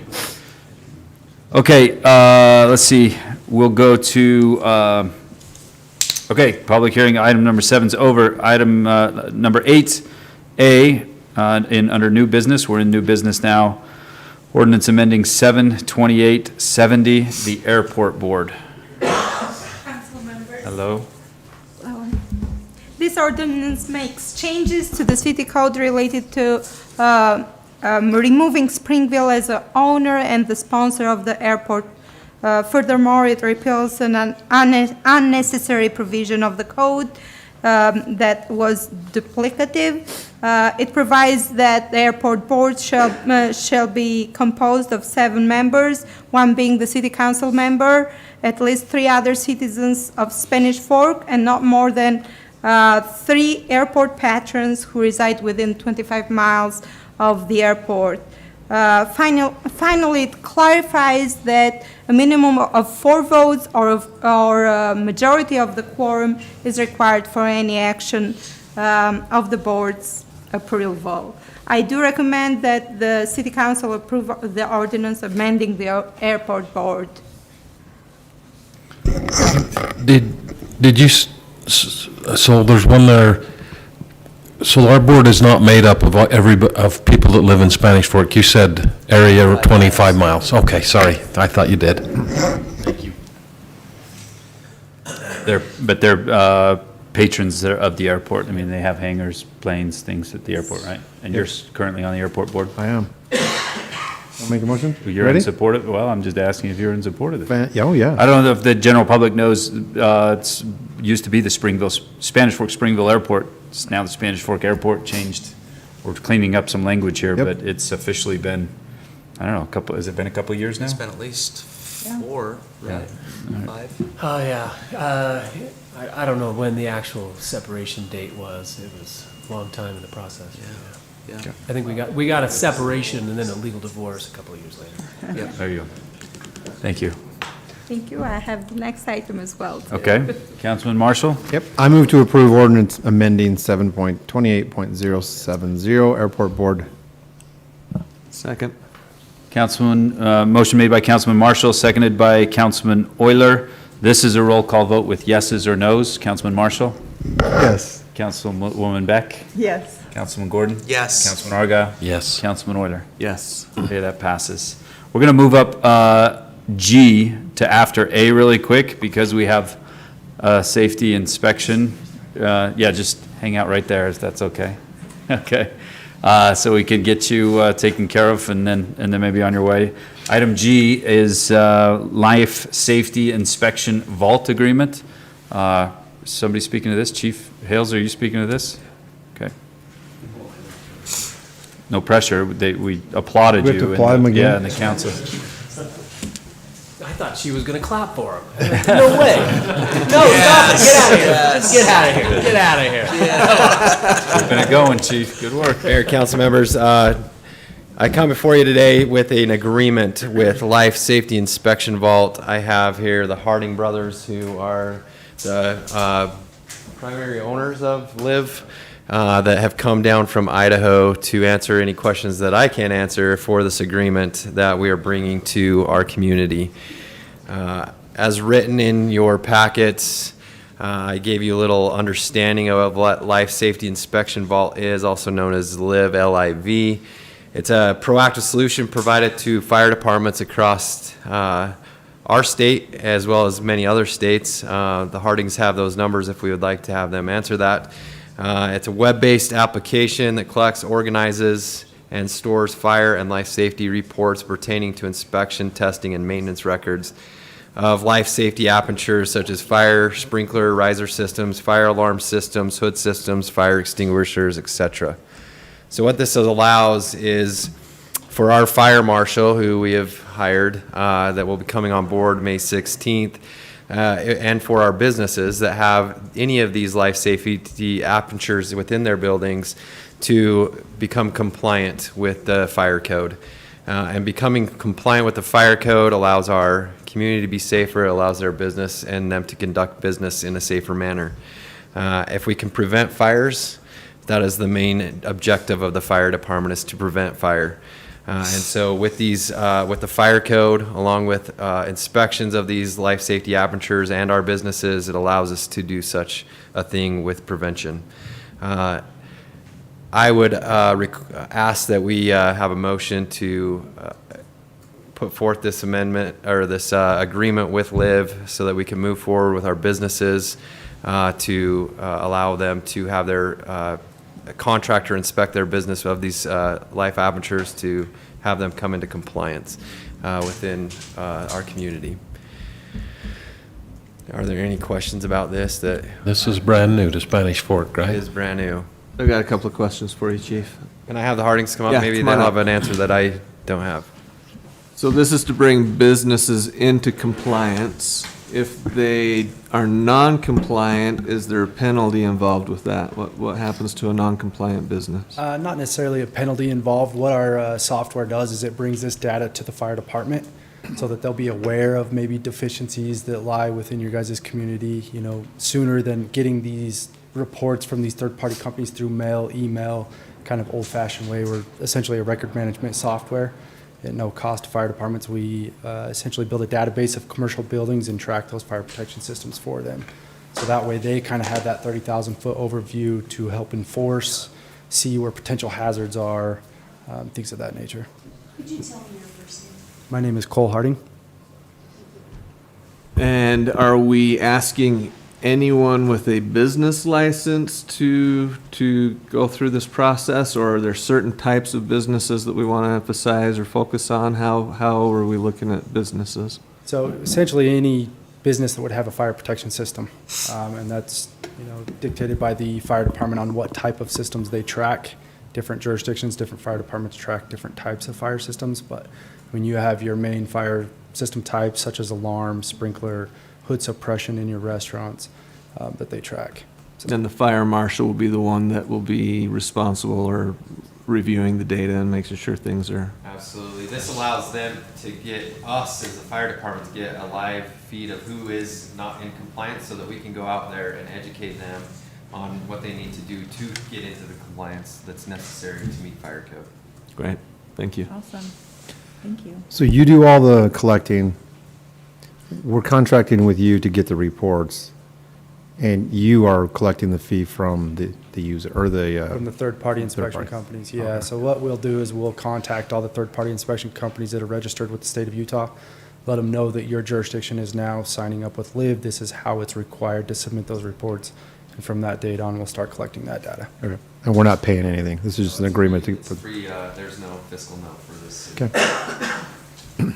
Is this a contract that is ours as a city, or is this joint? Maybe that's an Anna question, or Vaughn. Yeah, Anna, yeah. But ask it one more time. Is this agreement, it's gone through legal, I guess? Oh, yeah, absolutely. It's ours, or is it, okay, Yeah, Vaughn has approved this as written. perfect. Great. So- Any other questions? So one question I had for them, and I'm glad you're here. It seems like some of these inspections are also state required, right? If a business, especially if a business has a state required inspection, this will allow for us to get notified from the results of that inspection as well, which we may not have been getting that notice if they were just having that inspection and then going on their merry way and not reporting to us, right? Yeah, absolutely. A lot of jurisdictions in Utah that are partnered with us, what we can do is we can recognize state facilities and collect those records, yes. Perfect. Okay. Thank you. Any other questions for Thank you, Chief or the Council. Hardings? Thank you. Thank you for coming. Okay, if there's no other questions, I would entertain a motion on this item, item G. I move to approve life safety inspection vault agreement. Second. Motion made by Councilman Euler and seconded by Councilman Marshall to approve the life safety inspection vault agreement. This is a roll call vote. Councilwoman Beck? Yes. Councilman Gordon? Yes. Councilman Argyle? Yes. Councilman Euler? Yes. And Councilman Marshall? Yes. Perfect. Item G is approved. Thanks again for coming, guys. Appreciate it. Oh, we could have both of them. Okay, Anna, sorry. We bumped item B, and now we're back to item B. Item B. Council members, on April 19, the local building authority Board of Trustees, as a separate legal entity from Spanish Fork City, adopted a parameters resolution for the Leaser Avenue bonds for the SFCN building. This resolution for the city council is virtually identical as the same resolution and also ratifies the action that LBA adopted in its resolution 2 weeks ago. It is called a parameters resolution because it sets the outer limits of the bond issuance. It sets the maximum terms as follows. The principal, $12.5 million. Interest rate, 5.5%. Term, 25 years. The LBA resolution designated the mayor pro tem, city recorder, and the city manager as designated officers to finalize the actual terms of the bond issuance. It also sets a public hearing on May 17th. I do recommend that the city council adopt this parameters resolution to move forward with financing for the SFCN building. Perfect. Thank you, Anna. Thank you. Thank you. Any questions for Anna? This was on our last city council agenda, I believe, and discussed at length. Nope, it was on our LBA agenda. That's true. That's right. It was the LBA. But this, we stay in city council meeting for this roll call vote. We will later adjourn. Oh, it's already. No, yeah. So this was, the LBA set their parameters, and now the city's essentially accepting the LBA's parameters. City hats on now, not LBA hats. All right. I move to approve parameters resolution for SFCN building. Second. Councilman, motion made by Councilman Gordon, seconded by Councilwoman Beck for item B. This is a roll call vote. Councilman Gordon? Yes. Councilman Argyle? Yes. Councilman Euler? Yes. Councilman Marshall? Yes. Councilwoman Beck? Yes. That passes. We're going to move item C down to the bottom of new business, which means we will go to item D, the West Interchange Sewer Trunk Line Change Order Number 6. I think we're going to table that, right? That one is going to be tabled. Yes. I would entertain a motion to table that. Move to table West Interchange Sewer Trunk Line Change Order 6 to the next agenda. Second. Motion made by Councilman Euler and seconded by Councilman Argyle to table item D, West Interchanges Sewer Trunk Line. All in favor, say aye. Say yes. Yes. I say yes. You say yes. All right. All in favor, say yes. Everybody said yes. That item D is tabled. Okay, we're not going to move item E. We're going to stay on item. We've moved everything else in this section, but we're going to do item E now. That's your agenda. You can Oh, Oh, that's funny. Gotcha. Yeah. you're in charge, Mayor. Gotcha. Okay. Jared, you are up for item E. Thank you, Mayor and Council. This is the Cold Springs Rehab project. We're rehabilitating the water line. Last time I was here was a change order to actually connect this water line to a new tank that we were building.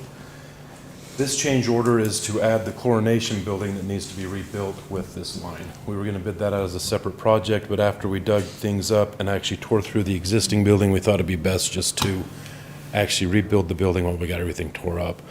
So we worked with Whitaker to get this project bid out. And that's what's before you is the chlorination building that was bid out. It's for 200 and, let's see. 255. It's 255. It says 250 in your document. I thought it was 250. So it's for $255,000. So we're just looking for your approval to move forward with that project. So Whitaker bid this out. So Whitaker's our Fully? general They're contractor. currently working on. So they're bidding out, it's part of their guaranteed maximum price, because they've done a guaranteed maximum price, so we've increased their guaranteed maximum price. Part of this has been bid out, like the SCADA system, I know that part has, because there's only 3 people that can do it and only 2 bid on it. Other parts will be bid out, but this is what we've estimated to raise the GMP.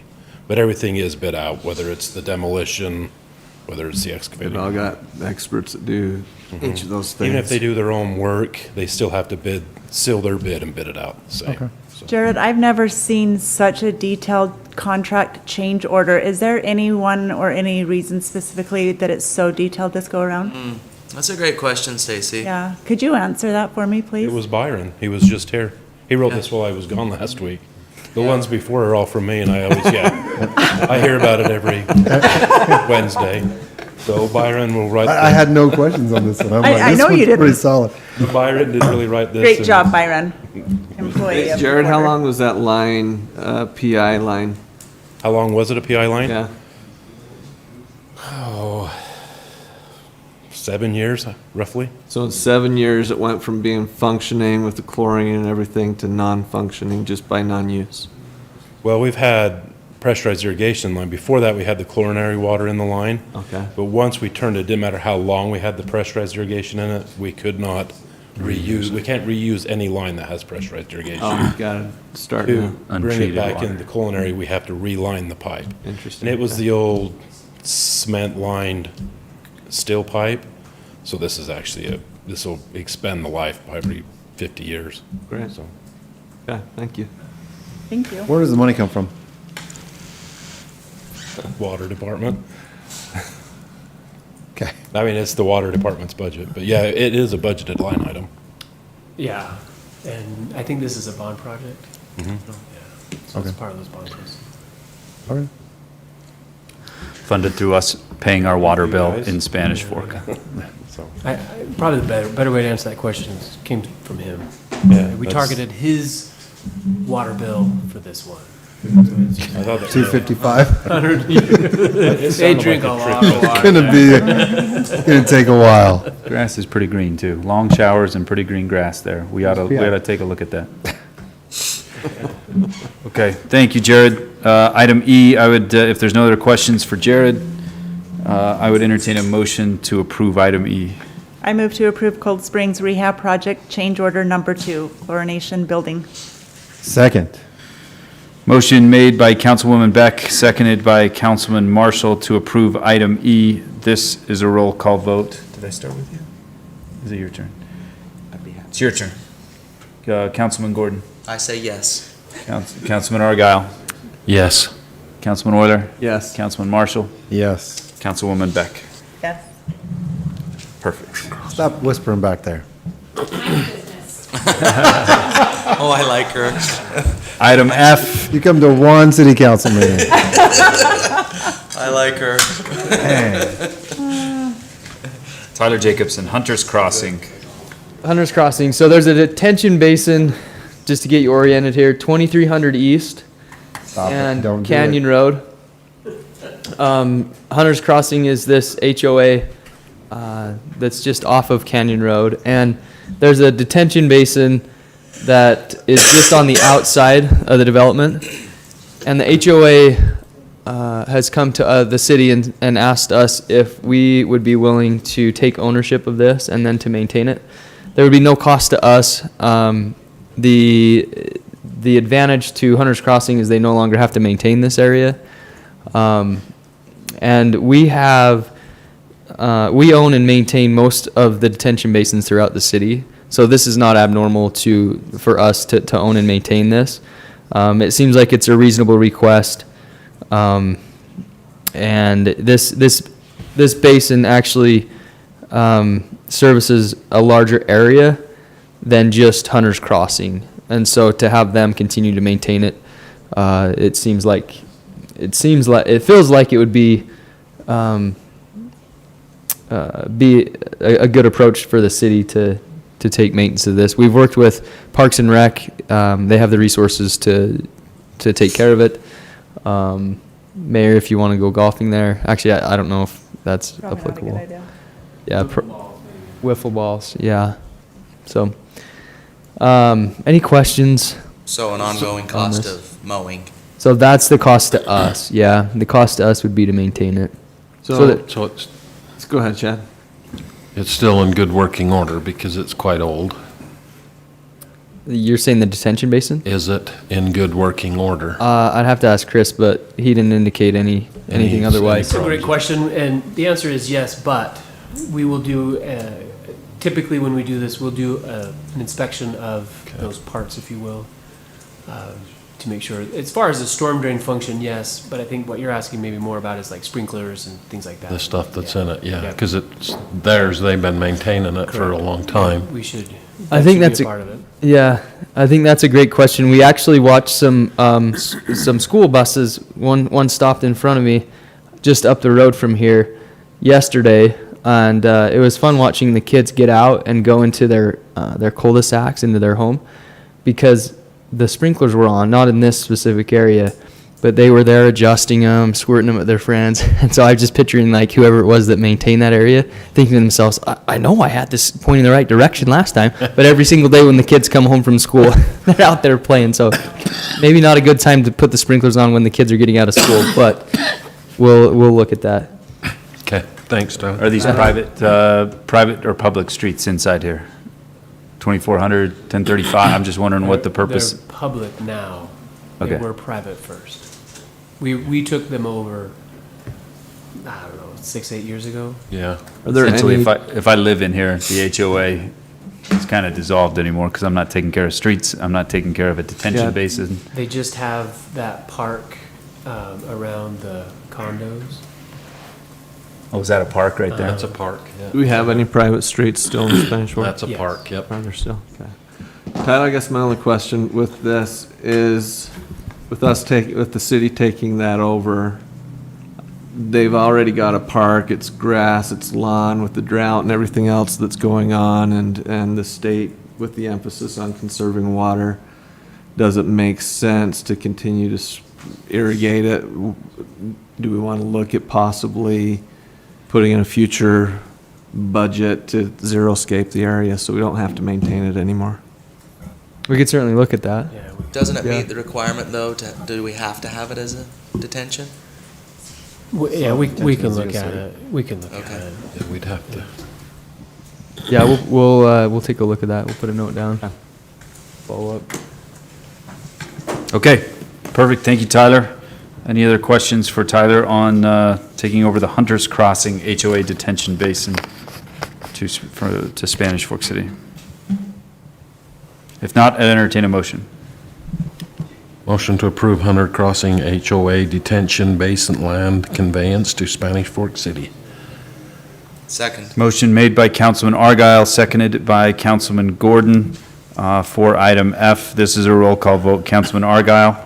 Sorry, Mayor. Oops, sorry. I forgot to mention, this is not us officially taking over yet. This is just a letter indicating to the HOA and their legal representatives that we are willing to take ownership. Later, we'll work out the details of the contract. So amending the clarified that motion earlier. is a detail that we're going to inspect it, and this letter is going to them. So, motion to approve Hunter Crossing HOA detention basin land conveyance letter. There you go. Second.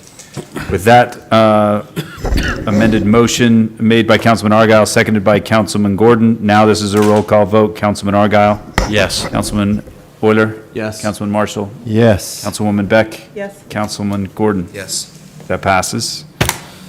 Okay, now we're going back up to item C, the fiscal year 2023 tentative budget. It's the most wonderful time. Anybody need a break before Seth starts in?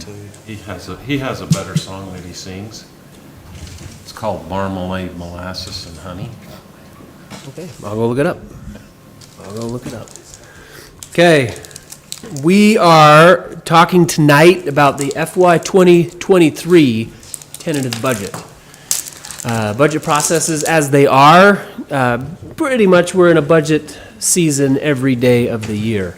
But the city's budget process, we typically start the formal creation of the budget in February. That culminates into today, a tentative budget that is presented to you. This tentative budget is not the final budget, but actually starts what I would describe as a 6 or 7 week review process, and final approval of this budget may occur on the second council meeting in June.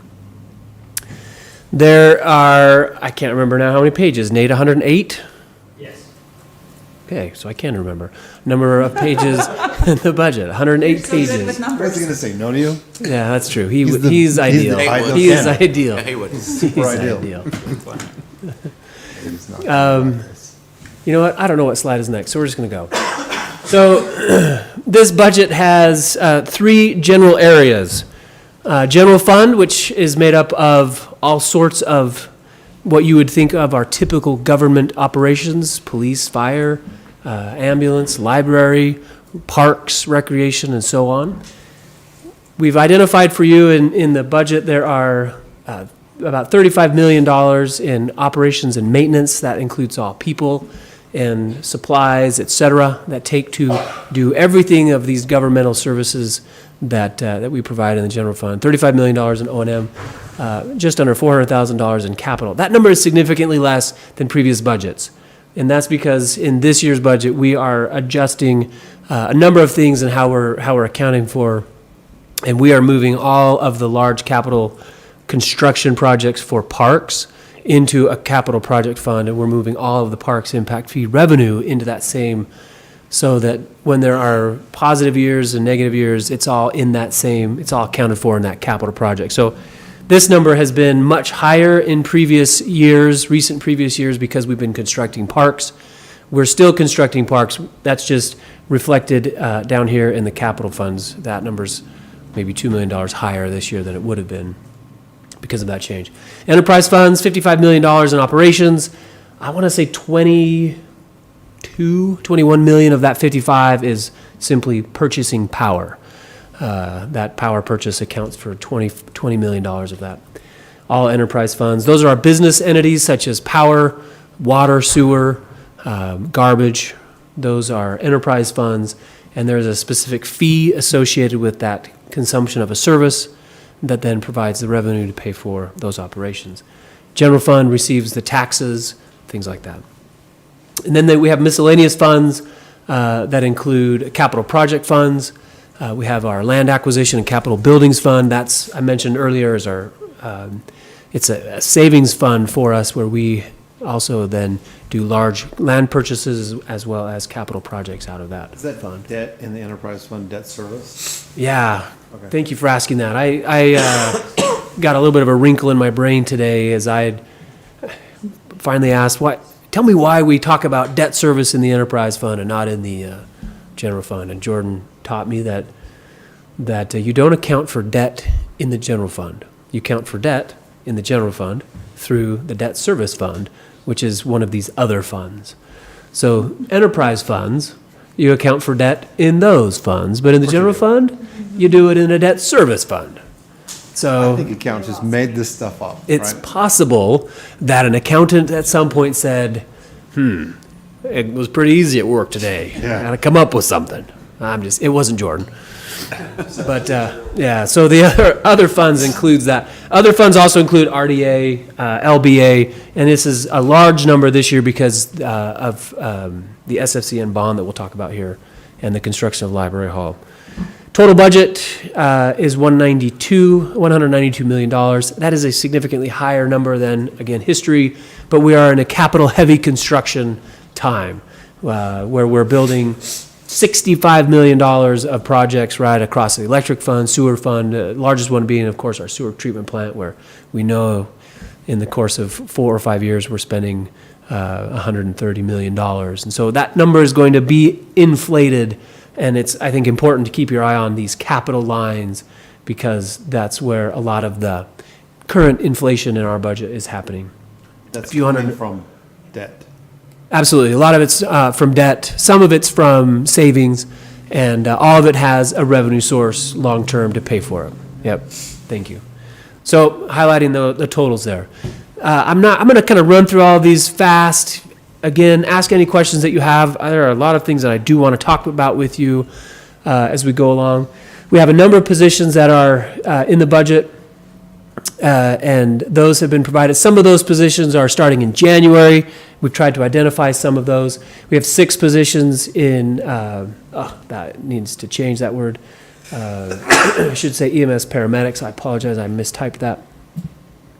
Both of those are paramedics. Both of those are paramedics. 6 will start in July, 6 will be funded to start in January. So just to be super clear, we're adding 12 full-time paramedic positions to our EMS. Yep, in this budget.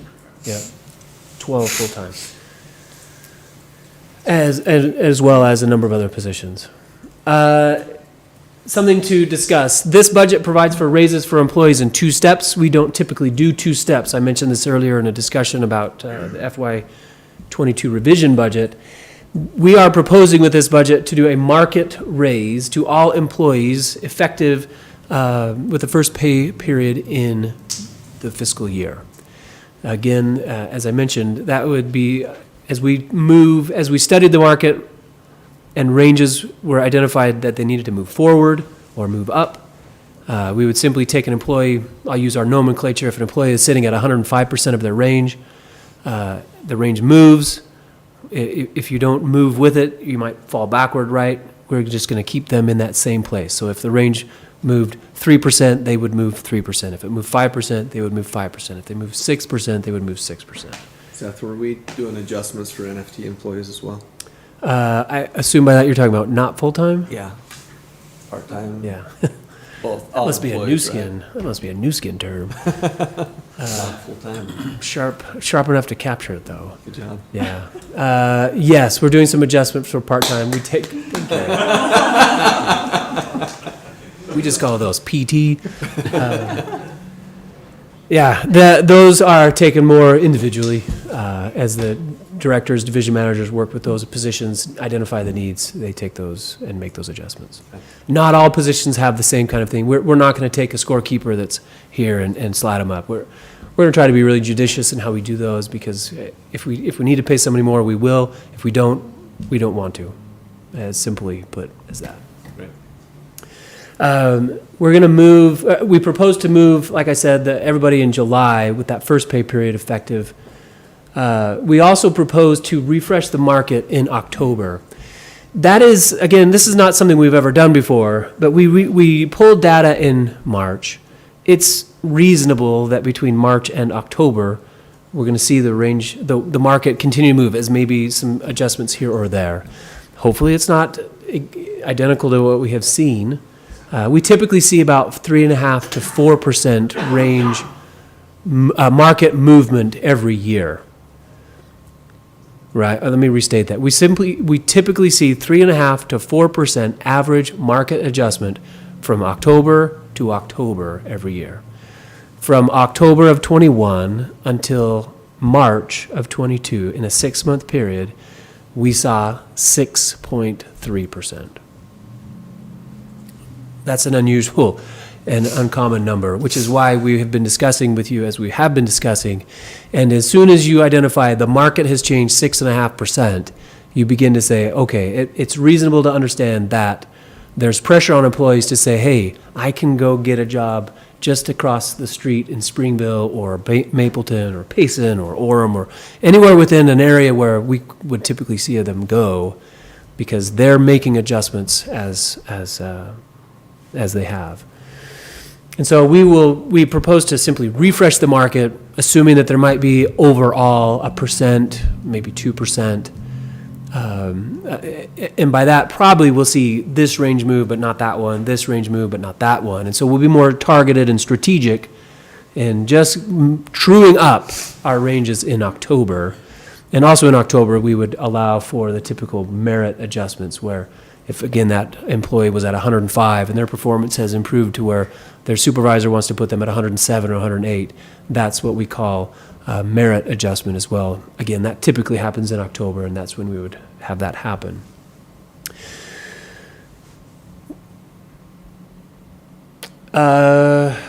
We would also see some critical positions in our NFT or PT positions through this in February at Zermatt, when we talked about positions in this budget. You heard several positions, many of which do not show up on this page. As our directors have studied, we have some full-time positions that are starting entry-level positions, and they're going to try a model that is different for them. They want to pay more for part-time labor and not pay some of the benefit expenses that come with that. But in these entry-level positions, a 19, 20-year-old candidate really isn't looking for health insurance. They're on mom and dad's health insurance. They're really not looking for 401k at this time. They don't care. What they want is $22 an hour, and our starting salary for that entry-level position has been $17 an hour. So in order for us to pay $22 an hour and all of those benefits, now our total cost is somewhere in the neighborhood of $35 an hour, or $33 an hour. So we proposed, and they're going to try to say, or they're going to try to identify that if they can, let's take some of that benefit side and throw it into their salary and get some seasonal positions, where in these places we actually need seasonal positions. And we don't need all of those employees to be here in the wintertime. Our work is seasonal, and so they're going to try that with some of the full-time positions that they have had, and they've actually converted some full-time positions that they haven't been able to fill. So they've decreased full-time positions to put towards part-time positions as well. Under 20 hours a week, so you don't have to pay them. No, we have to keep them less than 30 hours a year average. So 15, 60 in a year, and we can do, that's 9 months at 40 hours. And we can do 8 months, 40 hours, and not run into Obamacare issues. So we have some flexibility, we can do that. Yeah. Our green season goes from April until October. I think that's 6 months, so that gives you a little bit of buffer on either end. So it works out pretty well. It worked out a lot better before Obamacare, but we've been able to adapt and adjust with that. So that's a significant change for us with those part-time positions. We're going to give it a shot, see if it works.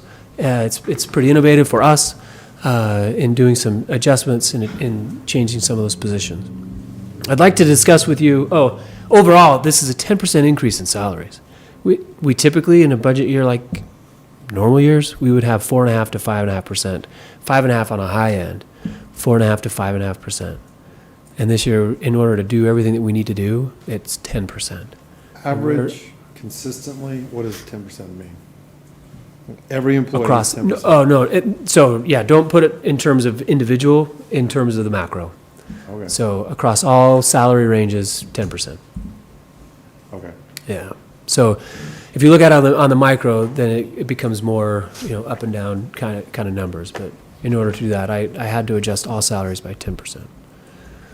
And that's not a number I just threw in there. That's a number based on 6.5% to the market range to do, just to keep us current with market, and then 4.5% or 3.5% to do the rest of the things that would come in October.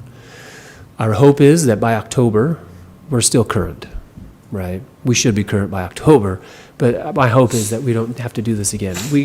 It will be very difficult to sustain 10% year over year. And so we're hopeful that the world kind of settles down to this isn't a new normal, this is a blip on the radar. All right, I would love some feedback, some discussion on this concept as we're proposing it. The reason I would like some discussion now is because as we go forward, we're going to want to have some conversations with the employees, let them know what's going on. I would hate to have an employee choose to leave because they didn't know this is coming.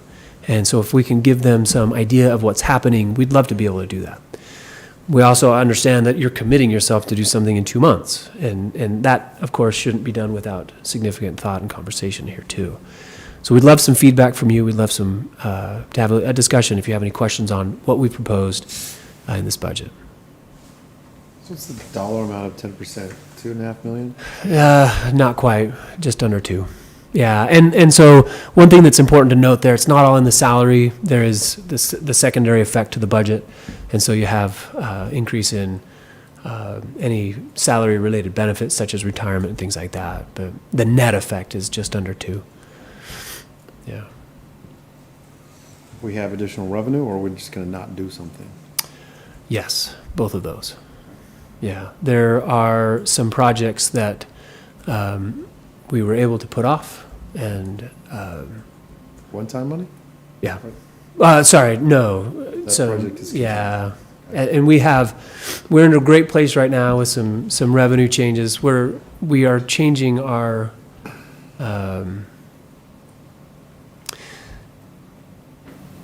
with all of the changes that we've made. I've talked to you about I've talked to you about our budgetary philosophy change. That's one of the reasons why we can do this. So we used to be very, very, very conservative in all of our revenue estimates. And we used to be very, very conservative in all of our expenditure estimates, which meant that we would sometimes end a fiscal year with $2.5 million unspent. Wonderful, right? No. If I have $2.5 million and I could have used it to do this, and I didn't, that's one of the things we were beginning to see over and over again. And so that, coupled with sales tax increases and a few other revenue lines such as construction, building permits, and things like that, we have the money to do what is all put before you today. And we have, and I'll show you as we go forward in the discussions, I want to say we're putting $4.5 million into that capital projects account. That gives us a buffer that if the economy changes, there's $1 million, $2 million, $3 million, $4.5 million that we can kind of back off. And then we can put off one-time projects and not do those and not save for those projects as well. That's not a long-term solution, but it is a short-term solution if we start to see the economy change. And that's something that we're going to do going forward in our budgets as we present them to you, is save with a purpose and have a buffer there, rather than the buffer being in not recognizing that the money's there, but the buffer being it's over here, and then when we realize it, now we've saved it, and it's saved with a purpose. Is there any CARES Act money still left? Yeah, there's probably $750,000. I could easily identify how that could be gone with this budget as well. But it's sitting in our general fund balance.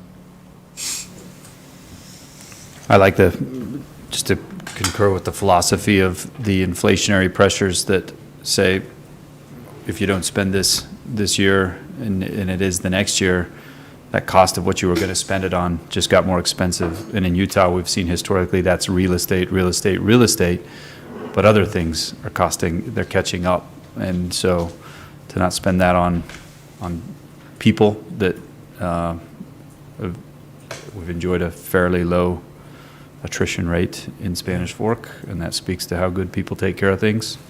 So sometimes it comes to taking care of them. Yeah, through the recession, we did a couple of things to preserve our workforce. We put off projects, we put off raises, we did lots of things to preserve the workforce. This is the exact opposite, but it's the same, right? It's so weird. We have to preserve the workforce, and so we may have to put off some things. But it is what it is. I mean, they are as the employees, and without them, we do nothing, and we have no services to provide. And so, as we view it, and this isn't lip service, it's not the greatest asset. It's the only asset. Without them, trucks don't drive. Without them, machines don't do anything. And so, they're really the only asset. My feedback is complete support. I'm glad we're taking care of the people first before projects and other things, because it's not just a person, it's a family. It's reflection in their food and gas and everything going up, home purchases. So I hope this will help each family of all of our employees. Okay. Yeah. Any other feedback on that? No, what we've proposed. It's more important to retain somebody than have to bring somebody new in, try and hire somebody new and then train them all over again. So it's more cost effective, in my opinion, in the long run.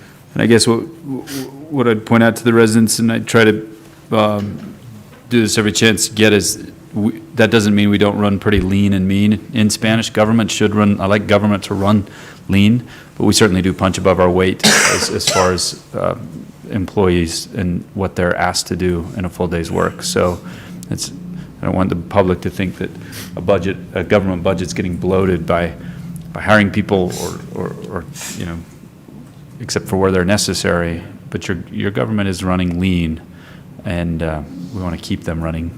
It's a point of pride. It's a point of emphasis. Every new employee that I interview every new hire, new full-time employee that we hire. One of the points of emphasis that we talk about is that at Spanish Work, we do more for less. And the reason that we do more for less is because if I can do this, some other city takes 4 employees to do this, and I can do it for 3, I can pay you a little better, and we save some money in the resident's pocket. And at the end of the day, those 3 employees are probably happier because their day is faster, they're busier, they're more productive, they have greater ownership. Whereas maybe if they had 4, there's a lot of time where like, ugh, I got nothing to do, day's taking forever. It's a point of emphasis and a point of pride, and we continue to operate leanly. Sometimes I've operated too leanly as well, and we continually look at that and try to rectify it, but that is an important point. Any additional feedback, any concerns with that? I think philosophically, I'm fine with all of it. In June, it would be nice to see what this increase is, what the additional FTEs are. I want to make sure that we can do this. Okay. And if we have to give up something else to do this, that's okay. It should be on the table. Okay, so we will be having also meetings, maybe you've already had those set up with you, but we'll have some meetings during the month of May as well, and let's make sure we hit those with you. Perfect. Yeah. Okay. And if you have specific thoughts, maybe send those to me so we can make sure we answer those immediately. Yeah, I love that question. Seth, can you talk to, in our animal shelter board meeting this morning, they're talking about market adjustments as well. And it sounds like they haven't done a full market analysis for about 10 years. How often in the city are we doing this analysis to compare with what others are paying? Every year. Yeah, and any agency with which I participate, so I'm the board chair of IRMA right now. IRMA was in that same boat.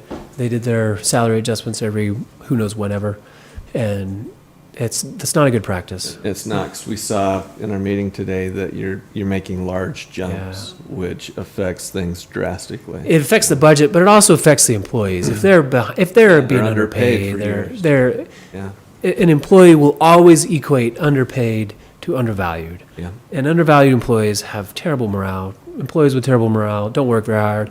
Employees that don't work very hard require more employees. It's just, in the end, it's a bad practice. And so we have had this system in place for decades. And so we do this on an annual basis. Right. And we try to, same thing with impact fees, let's just keep it current, keep the system current.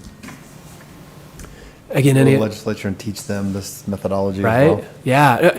And so maybe to that point, some of our police officers, we talked about the police officers earlier, and I think in this setting, it's important to note that the police and building inspectors will be getting what the employees in July would be getting. They're getting that in May because there's significant pressure, and the state did that with their highway patrol. And highway patrol chief, what did they jump? 10%, 15%, some large number. 25%. And on one hand, you're like, that's great. Well, if we were here and they were there, and that 25% probably brought them just barely up above us, good for them. But I hope in the long term for those employees that the legislature and the other agencies that have had to do major corrections don't do that. It's not the right approach. Yeah. Treat your employees like the asset that they are. All right, what our intention then will be is to move forward with this and make the salary market adjustment, as I've described it, effective with the pay period. The first paycheck in July, which I think hits July 8, plus or minus. So we'll kind of work with that with supervisors, give employees kind of a heads up of what's coming so they know that, and can maybe make some plans and adjustments, especially if any of those plans included applying for this job or that job. This budget also maintains current benefit plans, current benefit levels. There was a 9.5% increase in health insurance. That's awful. Well, I'll come back to that. Before we made a change 6 years ago, our insurance adjustments look like this. Every year, 7.9, 10.9. The average over that 6-year look back was 10%. Since we made a change in July of 2016 to the Select Health Share program, which has greater employee participation, greater doctor participation, we have seen these increases. So this is the first real true-up that we've seen, and that average over a 7-year period is 2.8%. This 9.5% increase comes with a contract with the health insurance, put that in your pipe and smoke it, that they won't raise increase greater than 3.5% for the next 2 years. So the net effect over a 3-year period is not that drastic, right? So over a 10-year period, we will see, I guess 9-year period, we'll see an average increase probably of 3%, which that is not a common number when you talk about health insurance in this day and age. So that's been a huge savings to the city. If we hadn't made this change and had continued to see things like that, we wouldn't be doing some of the things that we're doing today. Our insurance prices would have been probably at 1.5 times what they are today, and those costs, just unsustainable. So this is a huge deal for us. So we recognize that this is a big number, but in the grand scheme of things, it's not that big of a deal. All right, these are the salary ranges. So we're proposing to fully fund that and not pass any of that on to the employer. Yeah, and if it had a component that included 3-year raises, we probably would have looked at a plan change. We have a high deductible health plan that is $6,000 deductible. You pay the first $6,000 of your expenses, which rewards the healthy, because there's some health savings account money that they can get. It rewards the healthy and doesn't drastically penalize the sick.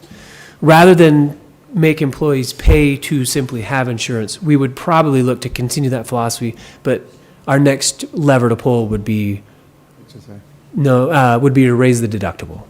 Go from 6 to maybe 7,000. Look at what that does to our increase. That way we can keep at least.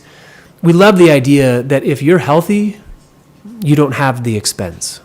You don't have to pay for insurance for something you don't use. But if you need the insurance, you're paying for it when you use it. So it seems to be a pretty good model for us. So that's a lever we would look to pull before passing it on. The same effect would be, we would feel the same effect. If we change the deductible, you'd see a 9.5% increase maybe drop down to 2% or something like that. These are the ranges that we propose.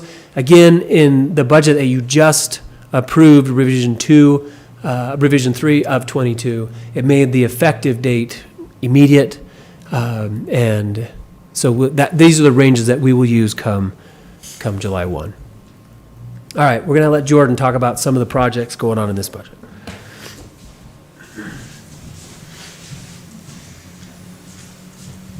All right, I'll hit upon some of the major stuff happening in next year's budget. So next door, we've got Library Hall being constructed. Part of the reason why we added the hall to the library is because part of that building will have city services in it. We're going to have a new council chambers that'll fit more than 15 people in it. So I know that the SF-17 is excited for that. And also it'll house the finance and utility department. So to pay your utility bill, you'll go over there. And we anticipate that opening in about a year from now. As Seth mentioned, we're building a new sewer treatment plant. Just a reminder, Mapleton City will be, I want to believe it's about 20% owners of that new plant, because their sewage will come to that plant and be treated, so we'll pay for 20% of the plant. And that has an estimated completion date of 2025. Smashfork Parkway crossing, we're slowly moving through the approval process. This will create more access from the east end of the bench over to the retail area and hospital. And right now we're looking at fall of 2023 for that to be completed. Electric Park. This is a park east of Maple Mountain High School in the subdivision there. Looking to complete that this summer. It will have a playground, fields, pickleball courts, dog park, and a trail that wraps around it all. Did you say completed this summer, next summer? Oh, yes. No, you're right. Summer of '23. Okay. Sorry. Maybe for reference, you know where that park is? Most of us do, but you may want to. You ever been up on the east side? Where's the east side? Yeah. Yeah. Yes, I know where it is. He really doesn't, All right. Similar area up there on the east bench. Underneath there's some large power lines that there's not a whole lot that you can do underneath them. So we've put a trail under there. Many people have already been using that trail. This will continue the beautifying it. And yeah. All right. We've talked about the bonding for this building. So new SFCN building, this will be kitty corner to the high school, right in front of the Justice Center. So this part here would be the new shops, and then this would be office space. We're currently having to rent storage units, just to fit stuff in, because we need more space.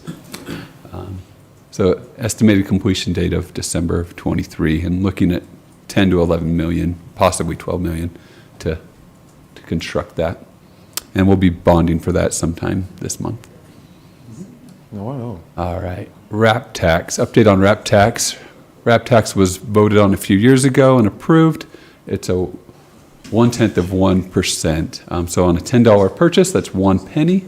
And it's estimated that more than half of the sales that take place in Spanish Fork are from non-residents. So those people that are using Main Street and Highway 6, they're at least contributing to recreation, arts, and parks here in town, right? And you can see the growth of the revenue, 740,000 fiscal 20, almost $1 million. We'll hit nearly 1.2 million this year. And what do you do with that money? Well, the past couple of years, we've spent 1.25 million towards the All Abilities Park. That wasn't the only funding source for that park, but we were able to use RAP tax for that. We have granted money, I would say maybe about 80,000 each fiscal year to external entities. And we can also use it to finance a rec center or stuff like that. So. Jordan, is the RAP tax on that fund, or does it have to expire after 30 months? For those that can't hear Chief Johnson, he asked if the RAP tax expires. And Second, we need to pause. Candy Crush. That was donuts. Which one? And I don't. Someone's- Are you guys pointing at each other? Oh, okay.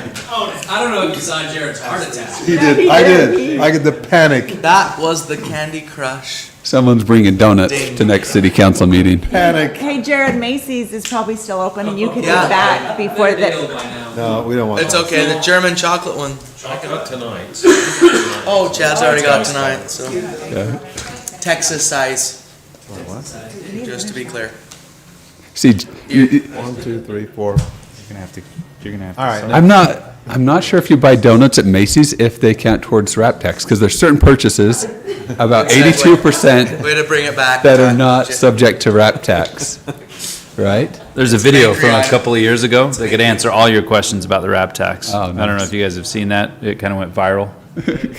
I think it's worth 2 cents. Yeah. Gordo's in it. Yeah, You never seen that? so I don't remember. Jared's gonna be I'll send contributing. it to you. Please don't.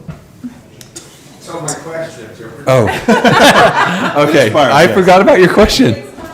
Chief Johnson wants to know if the RAP tax expires, and it will expire in 10 years unless it is re-voted upon and approved again. Seth has informed me that, to his knowledge, they don't often It's always been re-upped, yeah. re-up. And when you say in 10 years, that's from when it was approved, and have we already had it for 3? Yeah, this would be our 3 years, so 7 years.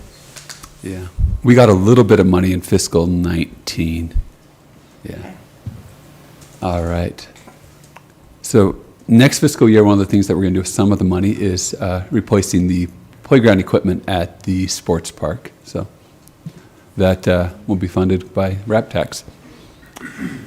All right. And we're going to tag team this, so I'm going to hand it back to Seth. So these are just some summary slides. We already actually had talked about that. And here is a historical look. One thing I think it's worth noting that this capital line, actually this doesn't show you, but it's important always to keep in mind that our capital projects, sometimes we have to budget $12 million, but we aren't, and you're not going to get the whole building done in a year. And so the SFCN building is one of those. So there is natural budgetary inflation in some of these numbers because of how we have to budget. So really focus on the O&M side for the true sense of our budget. All right, we want to touch on a couple of things. There's, let's touch down here. First of all, there is a budget that went to zero this year, and that is a swimming pool. We do not have a swimming pool in the fiscal 2023 budget. I know, we don't. No We'll talk clapping about, there. Pardon? No clapping there. You're not getting a clap I'm not there. getting a clap out of it. Okay. You didn't fight hard enough. So there is no budget, no money in this year's budget for the swimming pool as it has been. There is also a significant increase in the ambulance. It was offset by a significant decrease in parks. Thank you, parks. Great job. The parks, that's where we have shifted all of the capital project spending into that capital project fund. So that's why you see it looking like that. In our ambulance, we have those 12 employees that will be hired, 6 in July, 6 in January. And then additionally, a lot of equipment, not just, well, I guess in this line, only on the ambulance side. You also have a lot of money in the fire side, and they have a lot of equipment there as well. But you can see in terms of public safety, there is $2.5, not quite $2.5, what is that? $2.3 million just in those 3 public safety areas there. Let's talk about how do we fund that big jump in public safety. It's not coming from this decrease right there. That money is one-time money called impact fees. We've had a redevelopment contract that has been flowing through the Corona CRA, and that, you know what? Yeah, we're just going to talk about that right now. So that is, that contract is expiring this year. And so we have been, in this current fiscal year, for example, we will send just a few dollars over $1 million to that contract. And next year, we don't have that expense. We do have just a 1/4 payment, so there's $300,000 in that for next year. So we have this $1 million, or what ends up being about $800,000, by the way budgets work, that can help to offset some of those ambulance expenses. And then we have increased ambulance revenue, to a question Councilman Marshall asked. Over last year, even though we think we're going to hit 1.4, we'll actually probably hit 1.6. We'll probably hit 1.5, 1.6. So there's a few $100,000 there as well. So all in all, that $1.5 million specifically, that increase for ambulance, we have about, I think, Eddie, what are we, between transports, county, and I think this 800, we're probably right close to $1.1 million. And so most of that increase is coming from new revenue sources and ongoing. And so that's wonderful for those increases. The timing was perfect for this change. And so really, it's the best way to say it is the time is now for that change. So we can't afford it, and no increase in property taxes to do those public safety needs. Any questions on this overview of general fund changes? Some up, some down. And again, we can talk about these more in depth as we dive into the budget with each of you in the month of May. We're going to just jump through. This same view gives us a look at the capital or the enterprise funds, some up, some down, and again, really heavily driven by capital projects such as that $40 million. All right, Jordan. So general fund, It's very strongly funded through taxes, so we're going to talk about tax revenue. All right, this gray line is sales tax. This number is an estimate. This is fiscal '22. We have a couple months left, so we have 10 out of 12 months of sales tax data. So we're close. We're going to be somewhere around there. This number is harder to project, but if we keep on this trend, we'll be at least there if we're continuing the trend. That is a wow. Yeah, so sales tax, and part of that is inflation. I mean, I looked at our numbers the past few months, and we're maybe 20% year over year, and we were below the average of the state. Over those 3 months, the rest of the state was at 22%. So it shows you the effect inflation's having on sales tax. So we'll see how long that continues. This blue line is franchise fees. So there's a tax on energy, so electric, gas, phone, cable. Cable and phone taxes are declining. So even if energy is going up, they're not going up enough to really move the needle much, right? And how do you do 10% raises with that? So that's not a good, something we can rely on, right? And then this is property tax. So this year we are right around 3.7 million collected. Yeah. Jordan, let me maybe say something. This to a question Councilman Marshall asked a moment ago. If you look at that sales tax number, we have estimated a very traditional growth amount in our sales tax. I would say aggressive, certainly based on our history and how we've budgeted, but conservative in 10% growth. We have been seeing sales tax growth this fiscal year at 21. So if we were to budget what we're seeing and have seen for the last year and a half, there will be an additional $1 million in that line that's coming from sales tax. So we'll watch that and we'll adjust it. If we continue strong like we are, then we'll have to adjust that up, which is a good thing. And if it doesn't, then we'll be more accurate at our 10% where we've estimated now. Yeah. And I usually would say I feel really uncomfortable saying 10%. That's a high number, but I just couldn't do 20 in my estimate. I just couldn't do it. I know what the number is, and we can plug it in later if we want to, but I couldn't do it. Yeah, I mean, if you're off if sales tax is 20% rather than 10% or vice versa, I mean, we're talking about a $1.2 million swing or something, right, in that area. So it's a big number to try and predict.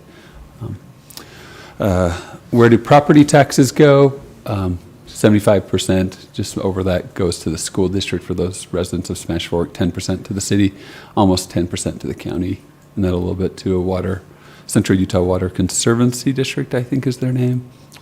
Yeah. And then I think that smaller slice is the assessing and collecting of property tax. All right. How does our property tax rate compare to other cities? We are this red line. I put us in red. Yeah, we're this red line right here. And so we're right there near the bottom. You can see when we raised the rate to help finance Library Hall. Right. And Station 62. And Station 62, Seth mentioned. Yeah. All right. Debt. So this shows all of the different bonds that we have and payments that we're making. Each of these has a different funding source. In red, I've highlighted the bond that we're going to issue this month for another SFCN building, projected around $11 million. Rates have gone up drastically in the past couple years. So in 2020, we issued debt on Library Hall and for the sewer plant, and we were able to get 1.7 or so. Yeah, right here, and water. So yeah, we're in a different rate environment now. Any questions about the debt? So assuming we do sell the bonds next month at 3.5, the economy changes over the next year, they come back down, we refinance at a lower rate. Yeah. Okay. Yeah, we would, and you can see there's precedent for doing that. Right. So this is when we issued bonds in 2007 for the Justice Center, it was at 4.6%, and then at a certain point it made sense to refinance. Okay. Yep. So that is something that we can definitely do. Our largest number of years is 20 right now. We've gone up to 20, just. Yes. 25. Okay. Yeah. But we could go out further on something. What's the? Yeah. Sorry. What's No. the total? It's really. Never mind. I was gonna ask what the total annual payment was, but because they come from Different so many funding different sources. it's- I don't know if that number means a whole lot. I mean, when you throw out the total budget of $192 million, what does that mean? Because it's all in different areas, it's all accounted for differently. And if you look at another city's budget who doesn't provide power, then their number's obviously going to be $30 million smaller, whatever. So that number can, in total, can lose a little bit of its meaning. Currently, out of the general fund, we are about 1.5-ish.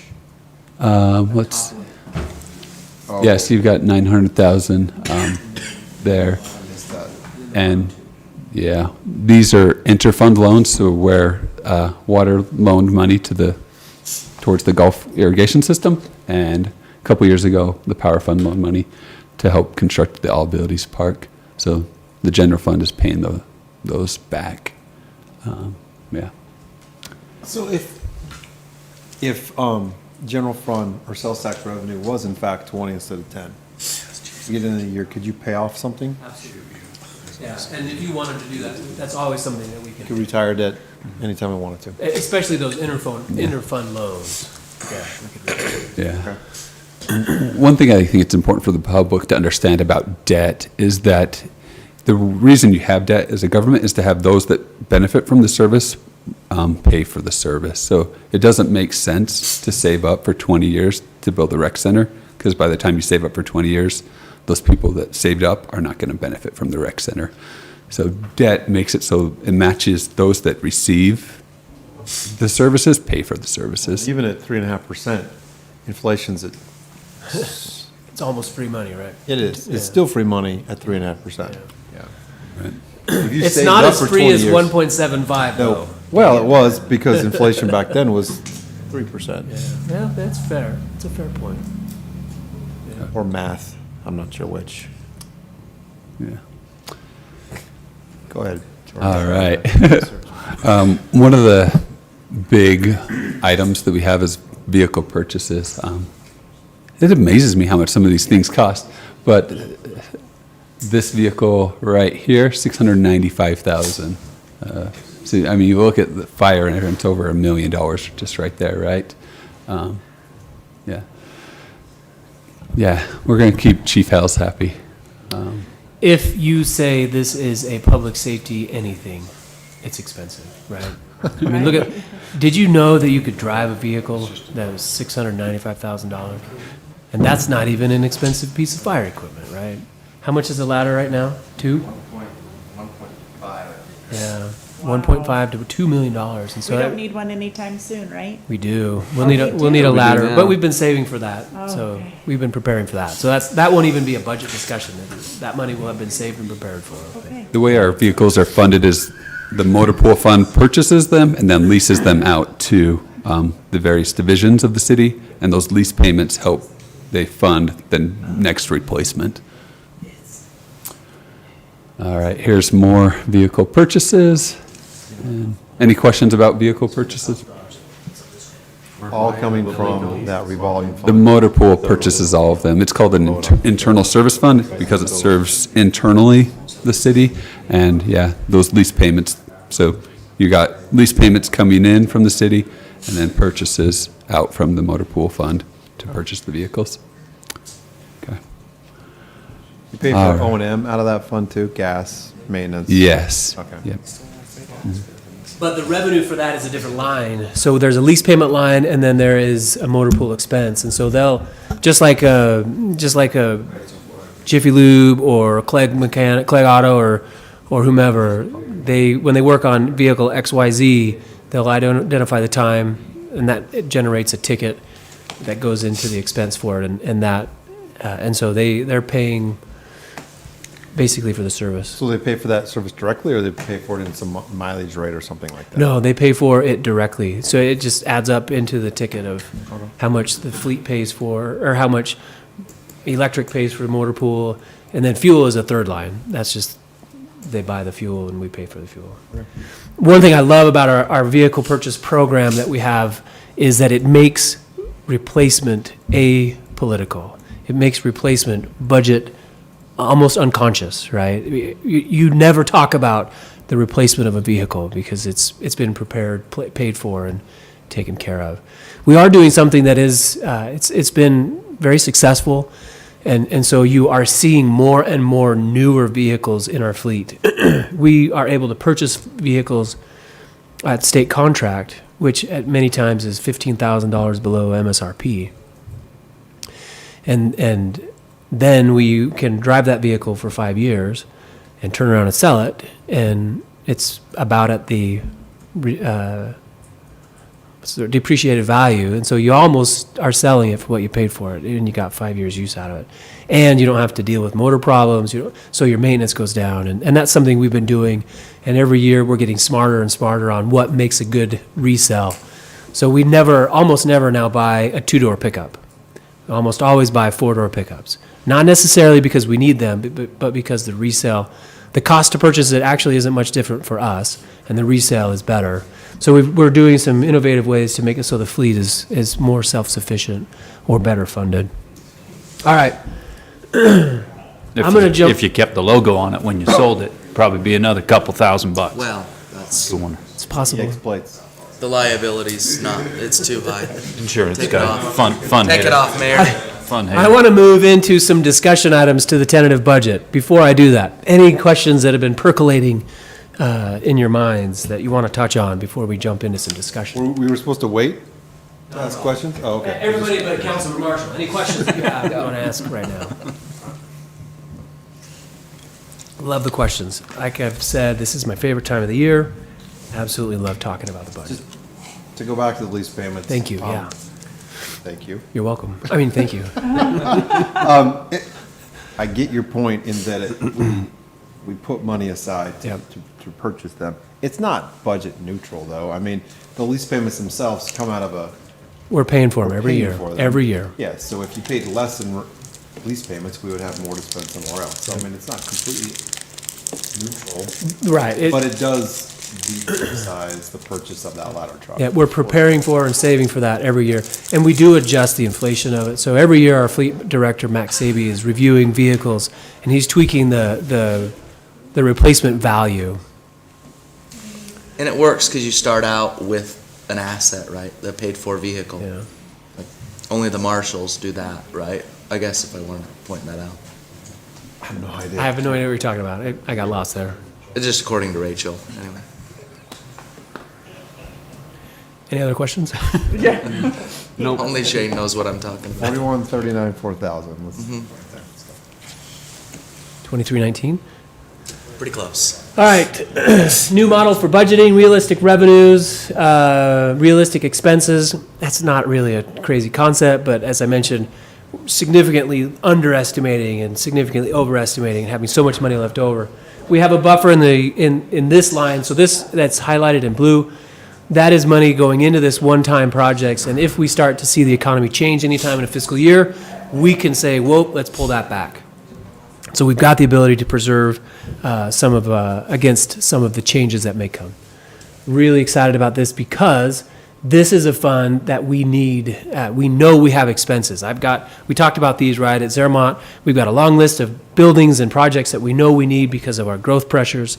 And this actually, as I projected out with numbers less than this on an annual basis, we can do all of the projects in the general fund that are some of the smaller projects. We don't have $2 million, $3 million, even a $6 million project in there. And we can do that with cash in a 3 to 5 year period, which is really going to be really successful. So I'm excited about what this is going to do for us. Are these in fiscal terms year of, columns? Is that what they are? Yeah, I had to chop off to make it fit well, but this is FY 19, 20, FY 21, and then this is actual to date. This is current budget, and then this is FY 23. Yeah, thank you. There's typically a header column. It's just off this screenshot. But this is really meant to highlight, this is what we're doing to buffer against that change we've we've projected. Any questions on that or any Sales concerns with tax that? goes up, you could put it in here if you wanted to. Absolutely. That's what I would initially say to do, you know, with that increase, but we'll probably have some additional expenses And too. then for you to spend it, you have to come back to here and say, I want to move from here and spend it there. Correct. And the largest section of what we would say is our sales tax revenue generating part of the city, we are done after this year and a quarter giving any money back to that development. So that's an extra. Yeah, if you look at this chart, you can see a moment in time where it starts to take off, and that's FY 2018. And that trajectory was something like this. And then it went like that. And that was the investment of this RDA to make some of those things happen. So, you know, I think over the life of the RDA, it's going to have put $2.5 million back over 5 years.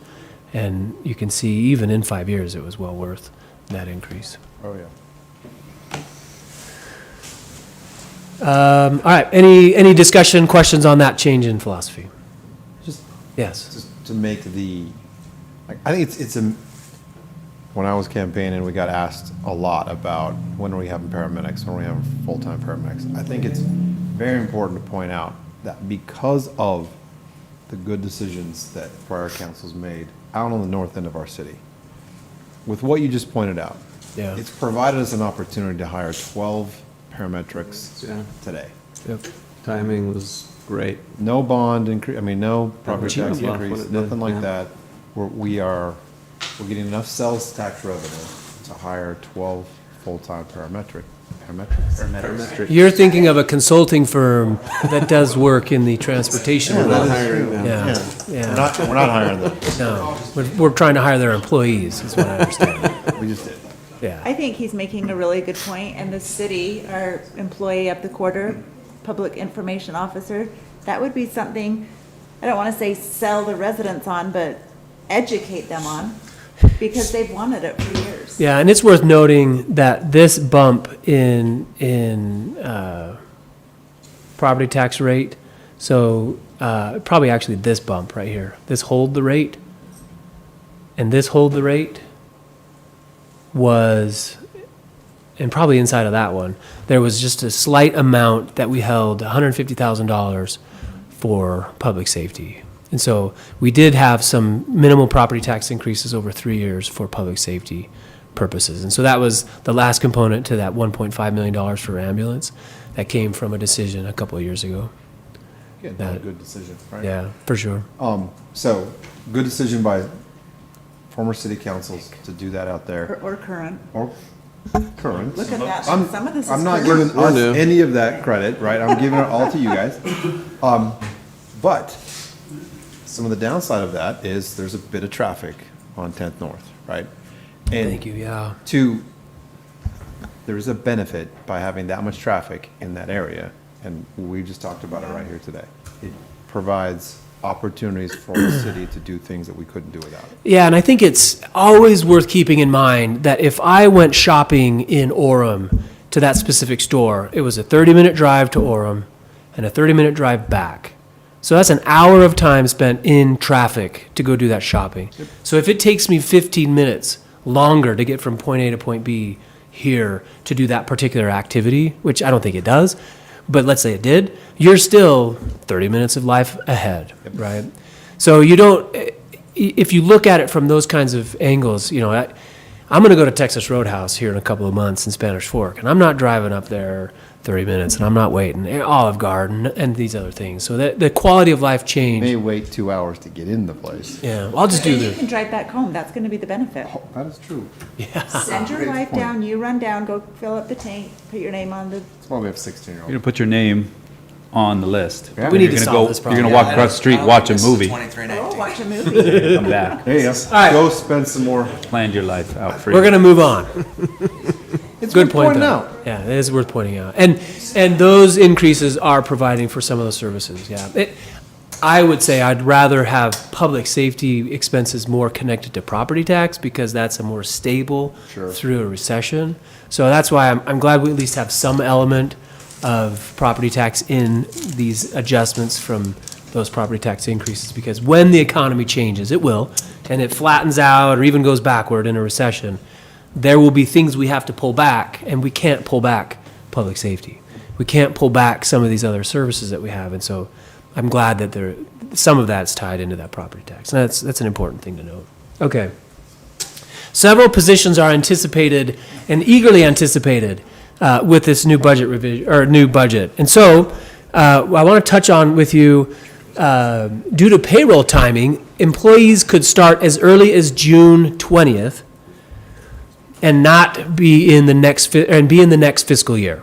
So we could have employees start on Monday, June 20th, and they wouldn't get their first paycheck until FY23 starts.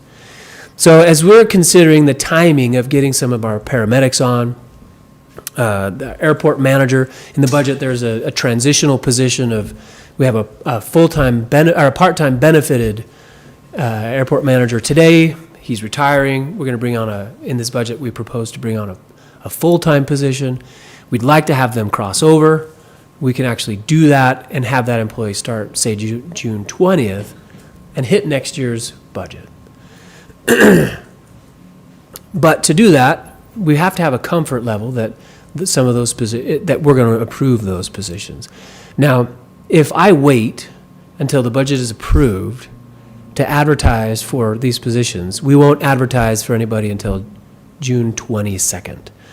If I do that, it's 2 or 3 week advertising period, interview period, their noticing period to come over. We won't bring on these new positions until sometime late August or September. Now, if we were, say, the state of Utah, in their budgeting cycles, their budget's done in February or March, and they have 2 months kind of lead time to know what monies, positions they have in July. Our budget cycle isn't that early, so timing being as it is, we would love to have the ability to advertise some of these positions and be able to make some interviewing timetable, changing the interviewing timetables to get it closer to starting July 1 rather than July or August or September. And so part of the discussion I'd like to have with you now is the funding confidence. And we can review some of these. And there may be other positions. We could certainly ask the directors are here if they have positions other than these two, but these are the two position types that, as we've talked with the directors, they've said it would be great if we could start the processes now so that we could get them hired on faster. We won't spend any money until FY23, but we need to know now if we can do that, so that we can do that. So these are two positions, and the directors are here. If they want us to focus on any others, we can do that. But yeah, Chad. The airport manager, you're going from a part-time to full-time, correct? Yeah, so that one, we're going to transition a part-time benefited position to a full-time benefited position, and we're actually decreasing some part-time. They had 3 part-time positions. We've eliminated 1, so they're going down to 2. It's almost a zero change, zero sum. It's not quite, but the net impact of that change is minimal. So that position's the one you want to cross over, right? We want that one to start. Not I don't know if necessarily. it's June 20th, but it might be June 20th. Okay. Whether it's June 20th, June 28th, before we want to get that ball rolling. And then the paramedics, Chief Hales is hoping to have positions open here in a week or two, and advertising, getting the word out, and then if he can, have them give notice and start, give notice to their employers sometime in early June and start late June, 1st of July. Okay. They're here, ask them questions. I'm here, ask me questions. And again, we understand that you're having to look down the road and you don't have all of the questions that you have asked answered. But if there's a comfort level with these, we'd like to start advertising, not spending any money, but advertising. I think that's a good thing. Yeah, I'm comfortable. Agreed. Is there an advantage because we would be ahead? Say if another city was looking to hire, yeah? Yeah, you could shaking be. his head. Yeah, you could Yeah. be for sure. So there's kind of something to think about in future years Yeah, if as somebody's well, got a you're new thinking- paramedic position that they're putting out, Yeah. yeah, that could be. You say, hey, we'd I get know it. 3 cities currently that have posted positions for this fiscal year. Okay. Okay, So thank you. They're getting ahead of the game Yeah. for recruitment. We're setting the hire date, so even though you're going through the interview process, we could still make sure they're not hired until the next. Correct. No, they will not be hired until no earlier than that. I don't see how it fiscal year does any damage to start that process sooner. The biggest damage is you have to approve it. I mean, you have to approve that in July. What's the others that you've got on your bullet point right there? If they were to raise their hand and say, what about this one? Which nobody has raised their hand and said that, so. Okay. Yes, I know you have a question. It's okay. 4-1 vote is the same as 5-0. It is, so I'm like, that's fine. I'm just I don't kidding. like being put in the position I know of you having don't. to approve something. I know you later. don't. I just don't fundamentally like it. The airport manager one, it feels like a wash. I'm not worried about it. Yeah. I get why we need to move forward, why you want to move forward Yeah. with the parametrics. Yeah. Did it again. Wow. It's good, it's good company. Paradonics. They're probably going to send you a check. They better. Lay down right here and stop. It actually says it right there. All I had to do is read it. Bless your heart. No, I think fundamentally, I don't think. You don't fundamentally, like it. I understand exactly what your concern is. These two positions are there for the reasons I've stated. This one is easy. It's a zero, net, pretty net even. The other one is something we've all been talking about. We've identified those sources. I just praised how wonderful it is. Exactly. Right. Yeah. So I get the irony of hiring. I guess parametrics. where I'd lean, the bullet point of discussion on funding confidence would lean on you. This is your, how many budget in how many years being here? I mean, assistant city manager before the city manager. 18. Pretty good track record of 18 budgets and the funding confidence and still leaning on the conservative We have side vetted like the you do. positions. There are some positions that you heard in February that are not in this budget. So we've vetted them to the confidence level that we have. Of those, these are the two that we're talking about, right? And again, those, we have more of a microscope or a spotlight on those. You're asking for our confidence. Yeah. I'm getting confidence. Yeah. I'm getting confidence from you. Okay. I have a lot of confidence. From at least 4 of you. Yeah. Well, and It's kind not of, that I don't have confidence. I know. You have a fundamental concern, and I love that. You should There's have a that process concern. that we should follow. And If I had my following it. druthers, we would approve the budget not so dang close to the end, to the beginning of the fiscal year. Sure. That is, and it's state statute that we follow here, and so we don't have the ability to do. The reason I bring up the state example is that would be ideal, right? Yeah. And so it gives us, it doesn't give us the timing that we have. This is something that we do on a frequent basis. We have a lot of officers, for example. When I hired on in 2004, my cohort that year, now Lieutenant Cade Harding, his hire date is 7/1/2004. And he was a new position in the budget that year. And the reason he has his hire date of 7/1 is they had gone through the process and leading up to that, ready to start day 1, July 1. So it's not something that we don't do, but if we're going to do it, we want to put it in front of you so that you're aware of it. This is only 6 of the 12. Yeah, the other 6 will be in January, and we'll do that one just the same way, but we have 6 months to prepare for that. Right. So we'll lead up to that one, and January 1 will go. Yeah, or whatever the pay period that's closest to that. So All right. I guess, assuming that we did move forward with this, you don't want to, you're going to offer these folks jobs, commit to them. Yep. If for whatever reason we didn't like the budget, we could Correct. take something else out. Yeah, you absolutely can do that that's as well. where I was gonna go. Yeah. Was it really? Well, what I was gonna say was earlier tonight, you didn't have a problem with N number 8 being revised in the budget, because we made a smart decision by making a position for N. It was an ideal number 8. Oh, Right. he's an ideal candidate. So we have He's to move more than an ideal candidate.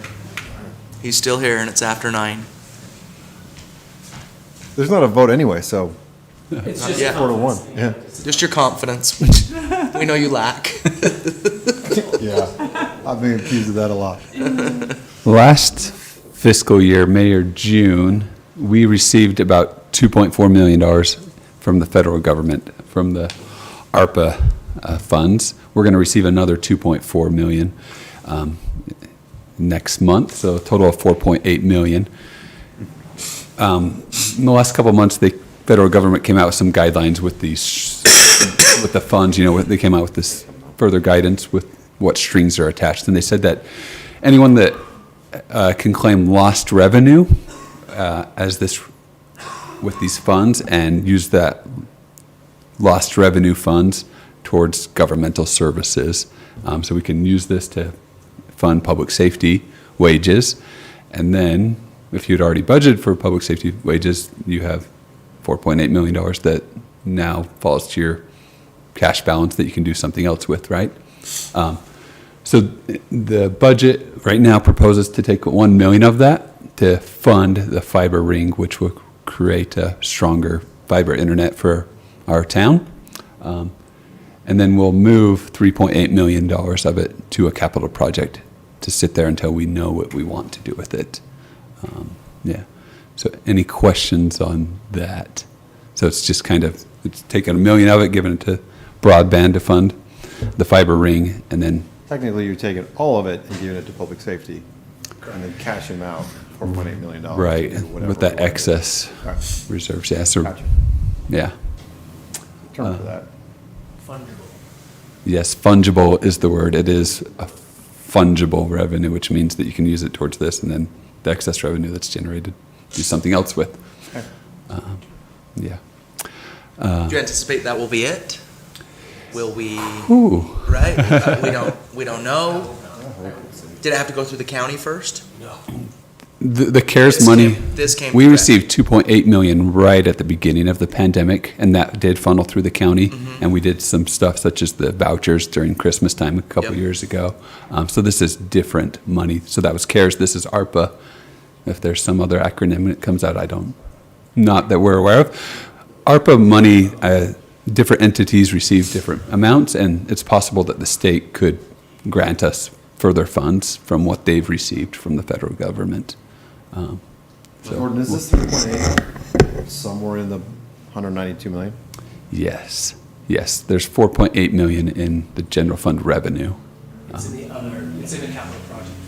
So it'll show up in the general fund first, and then it'll flow through as a transfer into a capital in project that fund.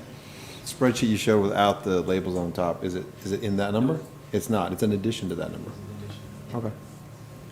So essentially, we're constantly educating Shane, so we could pay off his student loans with the next tranche of money if more money comes down from the administration.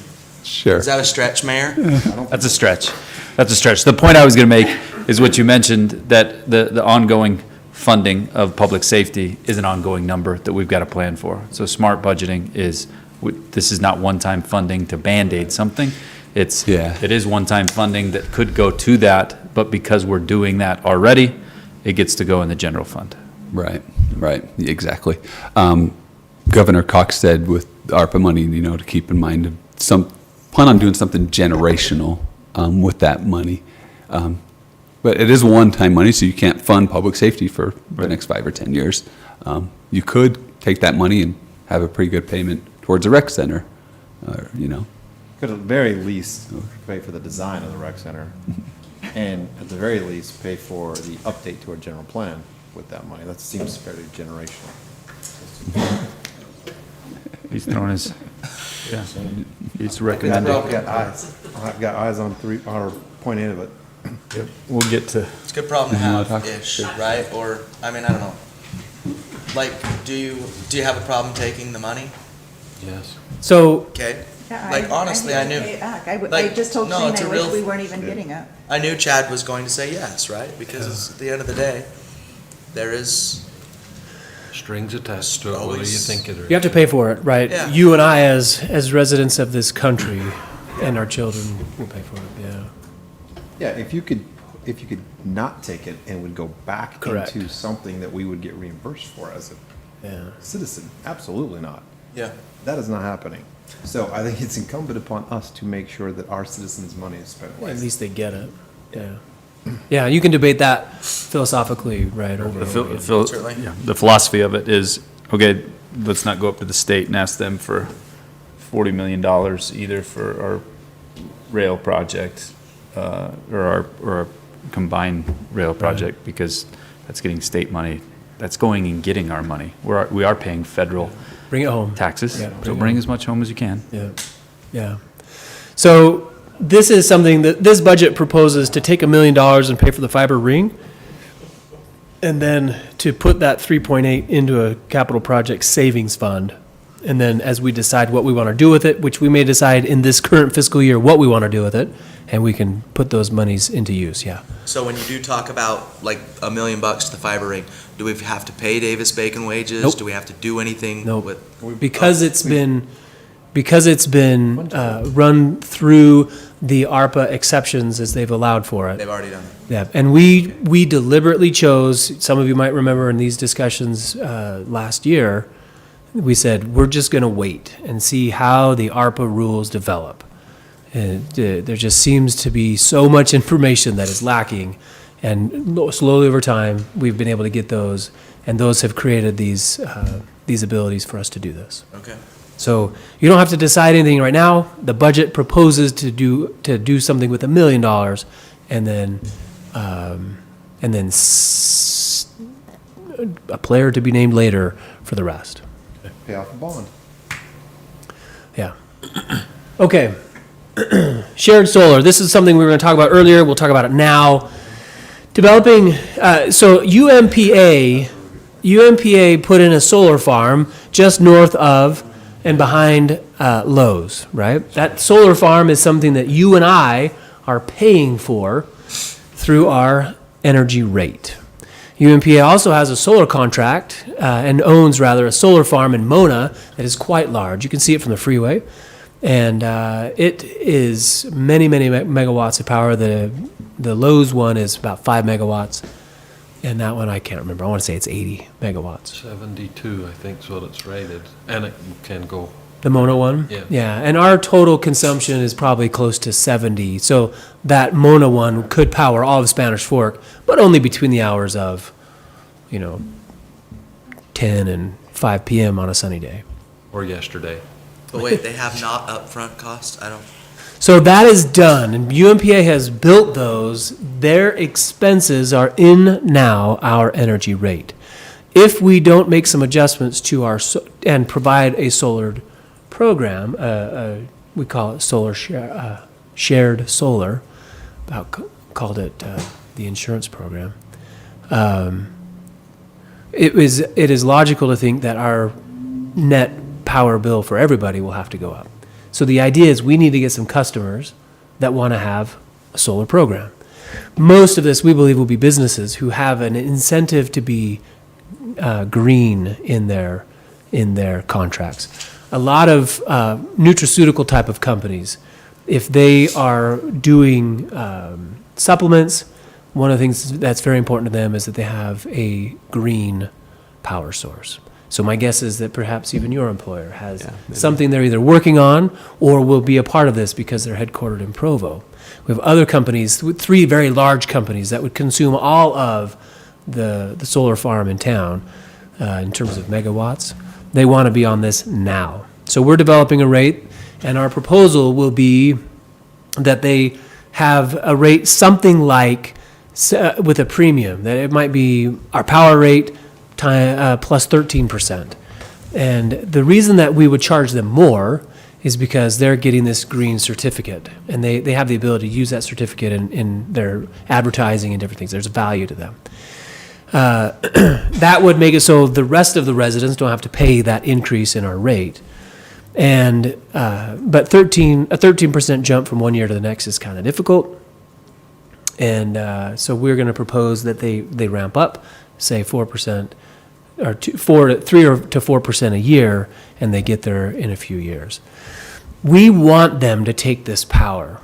Instead, they could say, we want to put solar panels on top of our business. I want to put solar panels on top of my roof. If I'm going to put solar panels on my roof, I may have to take out a $20,000 loan to do that. They might have to take out a $10 million loan to do it. So if we can entice them through our rate structure to not have that upfront capital expense, but pay for that a little bit over time, that's a win-win for everybody. They get solar immediately, and we have that resource that gets used. There is a company that is international, and they are so devoted to having green power. They went for another plant. They went through the regulatory process years to purchase and build, or some variation of that, a solar farm. That's how badly they wanted to have green power for the plant they had on the East Coast. We can go to that company right now and say, hey, we can save you 3 to 5 years and a lot of headache. Just here you go. And they're super excited about that opportunity. We'll give you the numbers. We're developing this in concert with some of those folks, but we wanted to talk about that, just at least present the concept here and tell you that in the next couple of weeks, we will have those fully developed and we'll present them to you. But it will probably look something like I've described. A little bit of a stair step to get them there so it's not an immediate hit, especially if they're a year 1 adopter. If they're a year 4 adopter, they're going to jump right to the 13. This is to incentivize early adoption.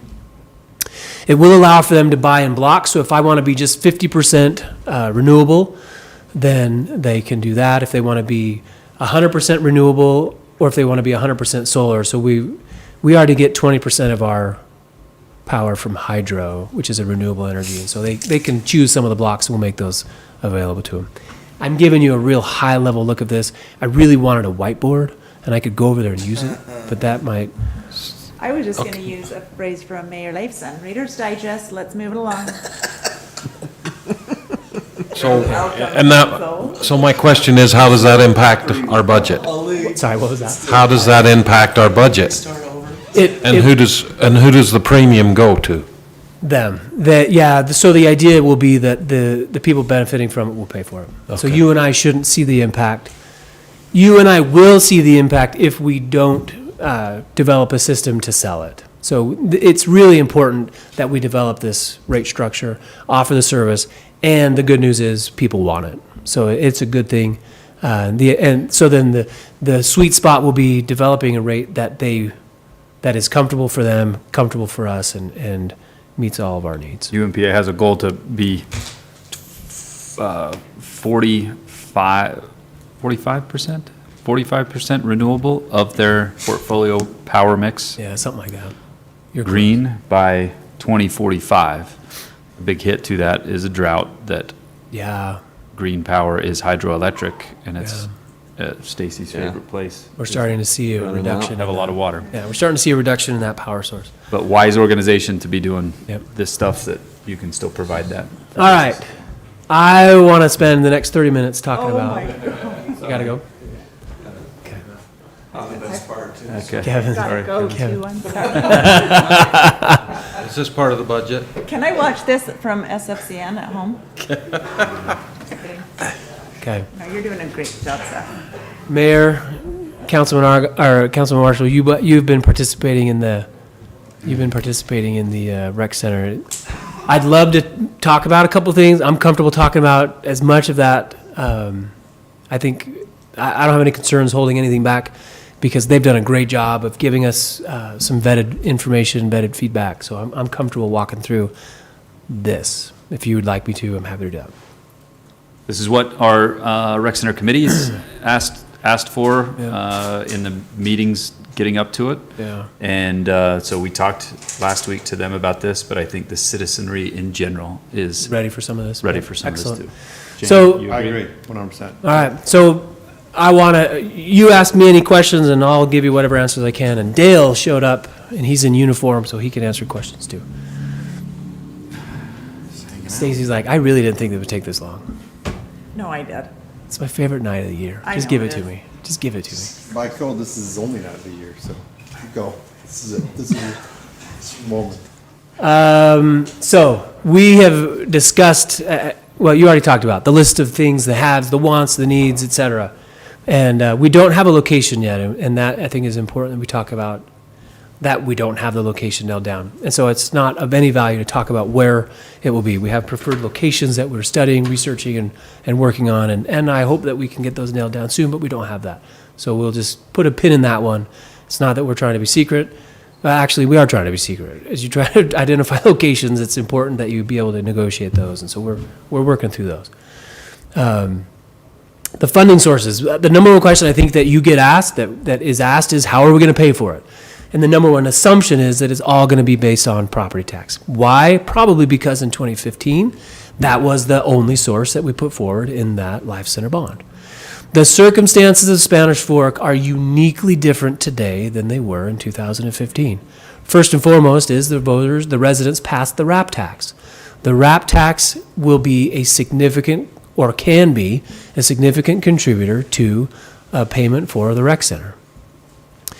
By significant, I mean close to half of a bond payment can come from the RAP tax, and still fund RAP projects and capital projects, and still fund special interest projects that we have in the arts community that we have been funding now for the last 3 years, which is a fantastic story. That RAP tax is coming from probably at least 60% non-residents as they shop in our town. So if half of the project is paid for by RAP tax or close to it, and 60% of that is coming from non-residents, you can quickly do the math that at least a quarter of the bond payment is coming from non-residents that are shopping in our town. That's a big deal. We didn't have that tool, we didn't have that resource in 2015. And we have increased sales tax, and we have the ability to apply some impact fees to this, not a whole lot. We can only put an impact fee towards something that is an increase, not a first time. A rec center is a first time. But the swimming pool, if it's bigger and better, if you will, than what it was, then there is some amount. So we've targeted a couple $100,000 a year in impact fees that could probably go to that. Other non-city sources. We're in negotiations, and we'll continue to negotiate with the Nebo School District, and there may be other sources that can help us. And so the non-city sources is meant to be a catch-all of people that, or things that may have a reason to invest in that rec center. And then the last one that I want to touch on is property tax. I want to use some comparisons to 2015 because that's, I think, where people's minds will go. In 2015, when we talked about this, we talked about an increase in the property tax on the average home of something north of 16, but around $16.50, let's say. That was the increase on the average home. As we've run the numbers and calculated with some inflationary values for construction, right now we think this committee heard that based on the size of the building and construction costs as they are, that they think the building will cost somewhere between $50 and $60 million to build.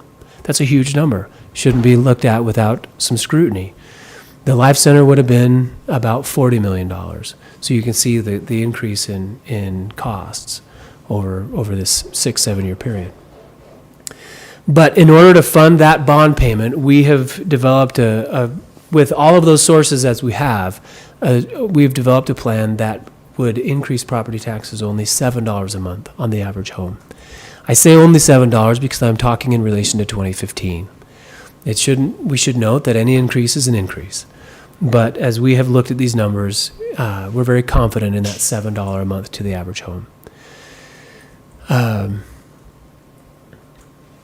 So that $7 a month starts at 7, ends at 7. There's no gradual increase over time. The potential it could go down, but there's no potential for it to go up. Right. Yeah, in the models that we run and the payment structure that we've run, it goes down. One of the reasons why we can start there is we've allowed for growth to come into the payment structure. And so what that means is we can set our bond repayment so that we have a mark that is $2.9 million that is made up of all these different sources. And the next, in 2 years, it goes up a little bit. And in 2 years after that, it goes up a little bit. And we can use growth, so new residents coming in, new property tax coming from those new residents, new sales tax coming, new RAP tax. We can use those growth elements to pay for it. And in how we've developed the pay structure, it's very, very comfortable. It's not something that we're mortgaging our future and praying that it happens. Through the traditional history of Spanish Fork, the growth is not a tenuous growth pattern for us to be able to do that. And so, but the nice thing about that is it allows for that new resident that moves in. You and I, if we paid 7 today, that new resident as they move in, they're buying in at say $6.50 a month. What the heck? And so it allows for that new resident to buy in at probably that same dollar amount, right? At that $7-ish amount. And so it allows for growth to be an element of the payment as well. Really a great structure. We're confident in how it's been put together. We've got some adjustments that we can make in there and still hit that $7 mark with that bond payment, with the total construction costs having to be, if it had to be greater than even $60,000, because construction costs may go up. So that's that's probably the biggest question that we have heard on our end, probably close to the biggest question you've heard too, if not the biggest one. I'm happy to talk more about that or what questions you have. We'll talk about this one in just a minute, but anything on that dollar amount? The goal is to leverage first 5 sources before we resort to. Correct. Property taxes. Yeah. So, again, sales tax increases at a different rate than we anticipated. You could potentially offset that further. Yeah, you could do that for sure. Yeah. RAP tax accelerates at a different rate. You could offset that further. Yeah. So in the next 2 years, you said you've looked out ahead. I could probably name 10 buildings that are going to be built that are going to increase our property tax extremely. A lot of them are retail business or wholesale business, so we won't see a sales tax for them, correct? Okay, I was thinking city buildings. You're talking about industrial or commercial? I'm and things talking like the that. new buildings in town that are going to be built and completed Yeah. in the next couple of years, in businesses and stuff like that. Yeah. Our sales tax has gone up $10 million in 10 years, and in the last 4, went up almost 6. Which, if that trend continues, that sales tax is going to continue to go up and up. Yep. Same with the RAP tax on that thing, that'll continue to increase. So you answered my question, I think, because you said you've looked out ahead as those increases, and the last thing you're going to look at is property tax. Yeah, and let's be honest here. It's still a major part of the bond repayment, right? It's a major component. Right. But it's not even half. Yeah. Okay. And so that's a big deal. Yeah. Now, after the meeting and kind of visited with them and what's going on and what was talking to them, I just got thinking about how many things that are going on in Spanish Fork that are going to increase both them lines. Yeah. Exponentially, even maybe the property tax line, because you're talking some. Absolutely. Yeah. So one thing that I want to highlight, 2 things with what you said. Putting all of this on sales tax scares the bejeebers out of Jordan and Seth, because as our sales tax does this, the greater the height, the greater the fall, right? When the recession happened, we lost nearly $500,000. Not a big deal, right? $500,000. No, that was really painful for us, because at $4 million, quickly, Jordan, what's $500,000 in percent? That's more than 10%. It's a lot. It's just more, 15%, let's, for round sake. All right, so what's 15% of 14 million, right? Now I'm dipping $2 million. And so this graph, if we have a recession like 09, this graph does that, right? It's a bigger jump, and that's a painful jump. So you can't put all of your eggs in the sales tax basket, always. You just can't do it.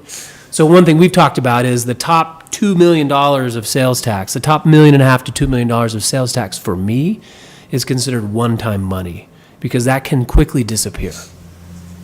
It's not all going to go away. And so for us to consider all of that growth on sales tax, it's really, really scary. And I understand. Right. No, I'm not talking to you. I'm actually talking to the camera, right? But to your point, you're going to see this property value line. You're probably not going to see what you said show up in this, in a bump like that, because our rate won't necessarily change when that industrial growth, that commercial growth happens. But you'll see it in the revenue, because that farm field went from $1. It's not greenbelt tax, thank you, to maybe there's a $500 million investment on that 60 or 70 acres. And that has a property value, and we would receive, money from that. And so So one thing you can do is you look down that road and say, I wouldn't bet anything that those things happen today. But after they come and we know they're here, you could say, we don't need that much from everybody now. You could actually lower that property tax if you want, because the pie just got bigger. And the projects I'm talking about are started. I'm talking completion. Yeah.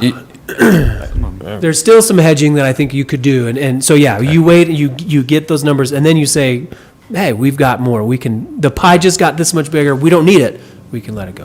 Okay. Yeah. Thanks. Love that. I think that's a great point. You have the ability to do that. Okay.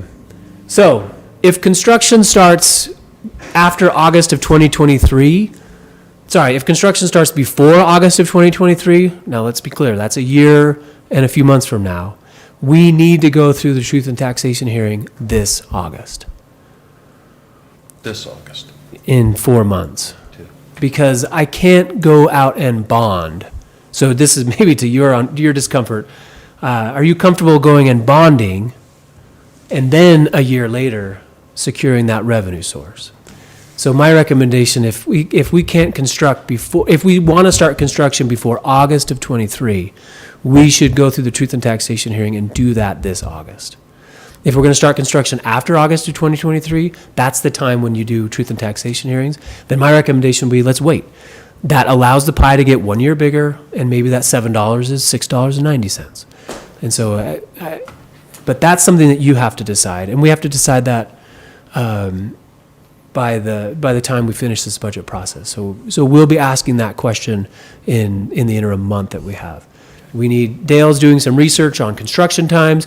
We want to have a pool available to the public. If we want to have a pool available to the public in the summer of 2025, and then you want to back that up, when do we have to start? And Dale will have those answers.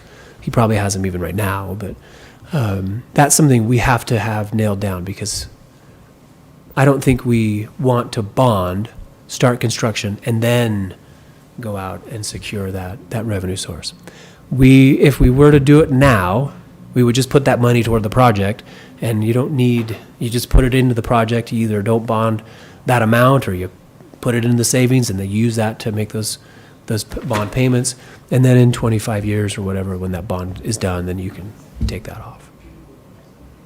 And the time frame you're talking about over the next couple of months will be the first couple of months that a pool will not open on Memorial Day in Spanish Fork for a long time. So it matters. It matters. Yeah. You might start to get some good feedback from the public here by the end of this month on that. So we'll need to decide that fairly soon. Okay. I like it. I like the $7 amount comparative to the 2015 Life Center amount. Right. Yeah. It's easy to swallow, I think. It's a lot easier, right? And if you have what was $7, what was $16 in 2015, certainly isn't the same value of $16 today, right? Right. So obviously it's math. Back to Councilman Marshall, it's less than 50% or greater than 50% reduction, right? So that's easy. But even in $7 to then versus now, it's a significant change, and that's a great story. We were really, as we put things together and studied this, we were really excited to have that be where things kind of ended up. I will say, I struggle with that part. It's $20+ million more today than it was then. Yes. So we would have grown. We grew. It could have been $16 a household then, but because of our growth, because of the trajectory on, it could be $4. It could be $5 a month to the average home today, because we only borrow for $45 million instead of 60. Yeah, could have been. So, I mean, we are in a better spot because we have a variety of funding sources. Yeah. We were in a different spot because we have no pool. It makes more sense today than it did then. But, I mean, let's be real. It's more money total today. For we sure. just have a variety of sources to break it up on. Yep. One huge benefit is the RAP tax being paid by 60% of our non-residents. That is, I like the idea that 35% of this place is going to be paid for by non-Spanish Fork residents, which wouldn't have happened. Correct. It wasn't a tool in 2015. It wasn't a tool. So that's still, it's $20 million more. Okay. All right. Tonight, the council needs to approve the tentative budget. As I said, it serves as a beginning budget. Wait a second, before you go on. Yeah. There is this thought out in the community that there's no need to go into debt to do something like this. Right. I think we should just dispel that rumor fairly quickly. You could save up money, as Jordan mentioned before, at the bond payment of $3 million a year for the next 25 years and pay for it in cash. Only it would cost $125 million then. Yeah. And I would not get to use it ever. You would get to use it, but you wouldn't be doing what you're doing today. You'd just be using the senior center side. It's true. Hopefully, I would still be around to be able to use the senior side. Was that too sharp, Chad? Did I go right too hard? But, I mean, That's as good as an answer as I can think of. 3% interest rate and an 8% inflation rate, it is almost free money. And every year we wait, it is going to be another couple $1 million. So if we're going to do it, we have the sources in place to do it. Yeah. And we don't have a pool. So. I think we've already made that decision. Yep. Yeah. Well, I'm going to have to go have breakfast on Sunday, and I'm trying to forestall the conversation. Explain to your dad. I'm trying to explain it just one time instead of 8. So you can just replay this clip I just push at play. Sunday breakfast. Yep. Got it. On the screen. Dad, you have some homework. I'm not coming to breakfast until. Yep, Dad, watch this first. And I don't think it should be overlooked of Councilman Argyle's statement that some of the growth that's happening is growth that Earth is moving, permits are paid, things are going in. Yeah. So I know, and I get it, the public can be frustrated, because I've heard personally, I think we all have from the public, about, well, what's coming, and tell us and everything, and we're trying to respect everybody's wishes that wants to announce on their timeline of what they're doing in Spanish Fork.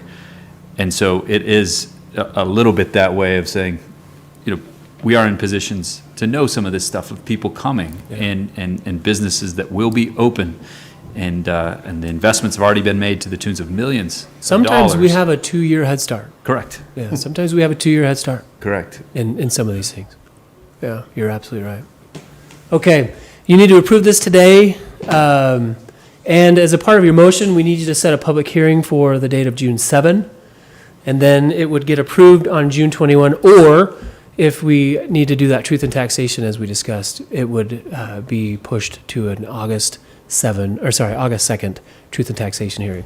So at this moment, we need an approval of the tentative budget and a motion to set, and in that motion to set the public hearing for June 7. That is my presentation and discussion on the tentative budget for fiscal year 2023. To be very, very clear, we're not voting on a tax increase tonight whatsoever. Not at all, no. You're approving the tentative budget, which is not the budget. It's a basis budget for going forward. You deserve that. Just make a note in the notes that Councilwoman Beck applauded. Great discussion about this in great detail. Thank you, Seth. Thanks, Jordan.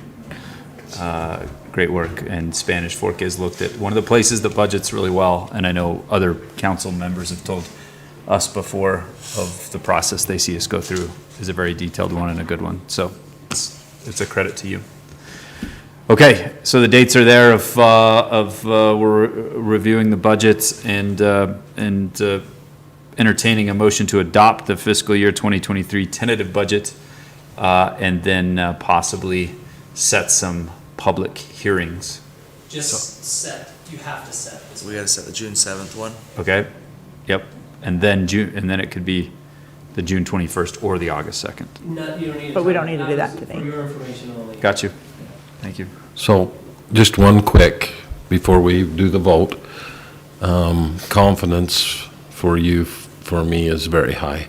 I think over the last 7 years, when I've had questions about the budget and how you came to it or what you did or what everything, you always had a clear picture of where we were going and what was going to be done. And that always gave me confidence, always does. I appreciate, I know this is a lot of hard work. When I first came here, the budget was 65 million. Right? Yeah. Today, it's 192 million, and I think every year we've passed and allowed the budget. And not once have we asked you to lower that. We always do spend less than what we budget. Yeah, we have. Sometimes but it's a lot. anyway, okay, Hey, I'll tell you, you can ask that question anytime. okay. Motion to approve fiscal year 2023 tentative budget. With just the 7th? June 7th. With the June 7th FYI 2023 budget public hearing. What's that? At 6 p.m. Perfect. Motion made. Second.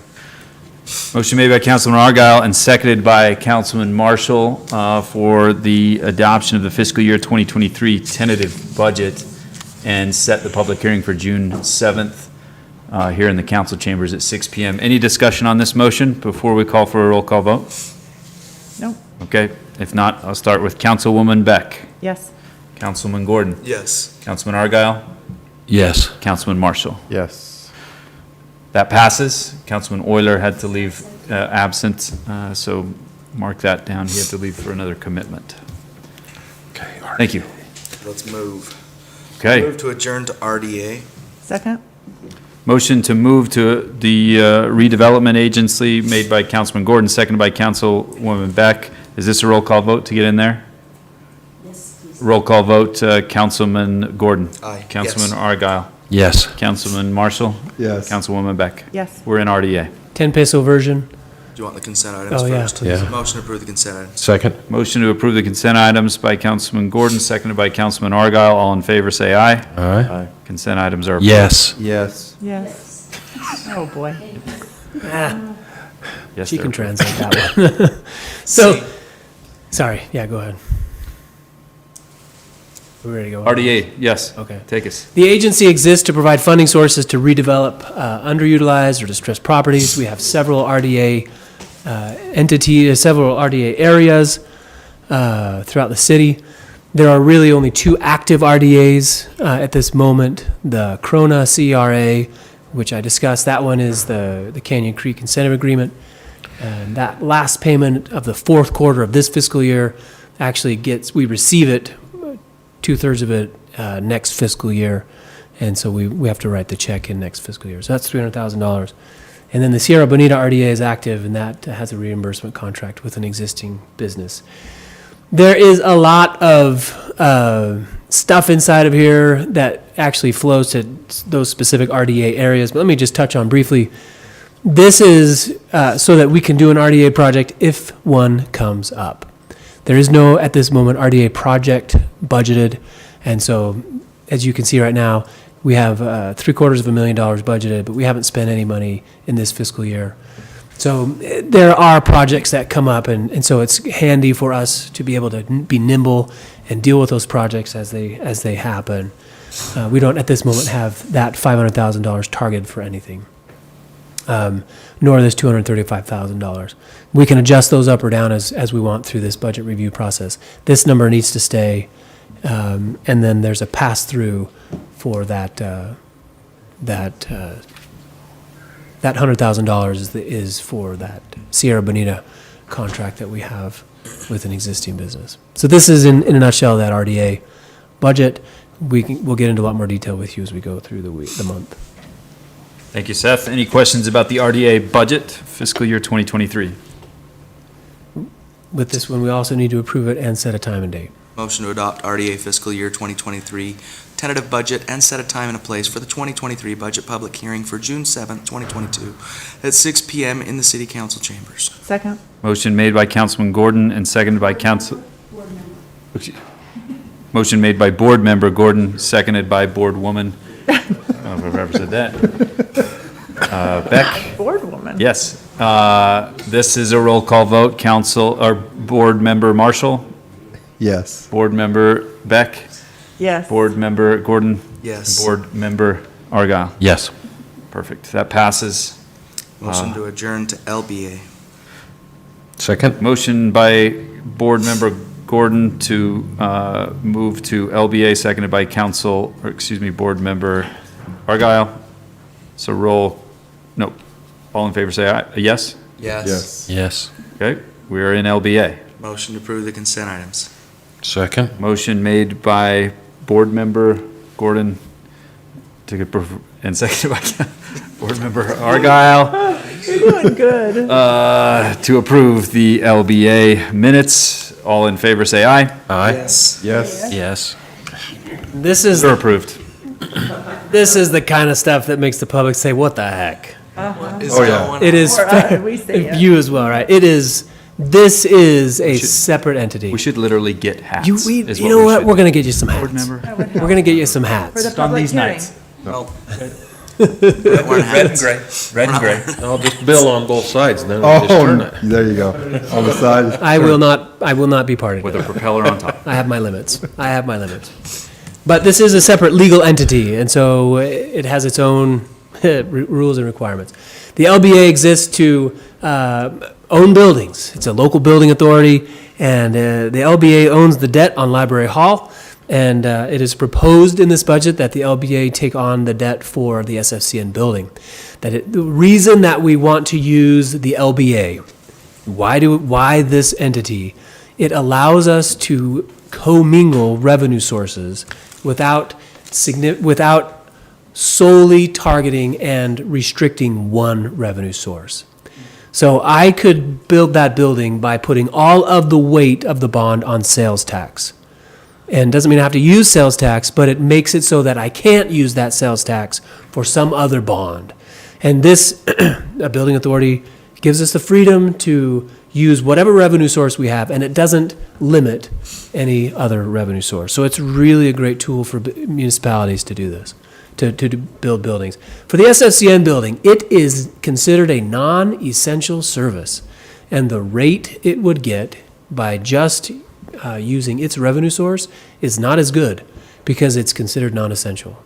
Now, I don't know what world that guy lives in, and he would have told me that in a virtual meeting, streaming from someplace in Colorado, and he'd had crappy internet. I know because that is what happened the last 2 times we've been in a rating meeting. So you tell me, mister, that this isn't essential. I disagree. But that's the way the rating agencies, bond markets look at it.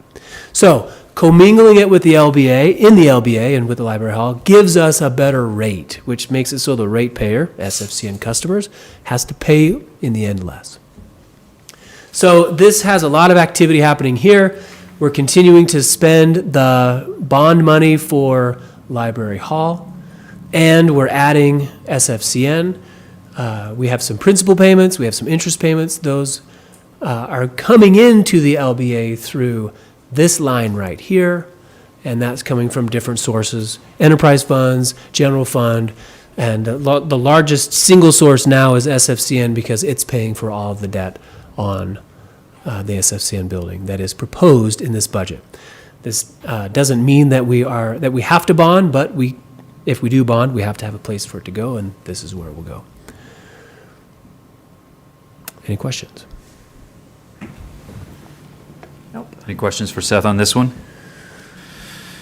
I move we adopt LBA fiscal year 2023 tentative budget and set a time and a place for the 2023 budget public hearing for June 7th, 2022 at 6 p.m. in the City Council chambers. Second. Motion made by Board Member Gordon, seconded by Board Member Argyle to adopt the fiscal year 2023 tentative budget as stated. This is a roll call vote. Board Member Beck? Yes. Board Member Gordon? Yes. Board Member Argyle? Yes. And Board Member Marshall? Yes. Motion to reconvene back to City Council. Second? Motion made and seconded, motion made by Board Member Gordon, seconded by Board Member Argyle to go back into City Council. All in favor say aye. Yes? Yes. We're back in City Council. Anything We're good, about right? agenda requests and donations, or was that covered? I think we covered that. We're item A under 16, agenda requests and donations. Oh, good. All right? I move we go into, Yes, please. Yep, great, thanks. I move we go into closed session for land transaction and reasonably imminent litigation. Second. Motion made by Councilman Gordon, seconded by Councilwoman Beck to go into closed session. This is a roll call vote. Councilman Argyle. Yes. Councilman Marshall. Yes. Councilwoman Beck. Yes. Councilman Gordon. Yes. We are adjourned into closed session. Thanks for joining us. You know what we should do at the end of one of these?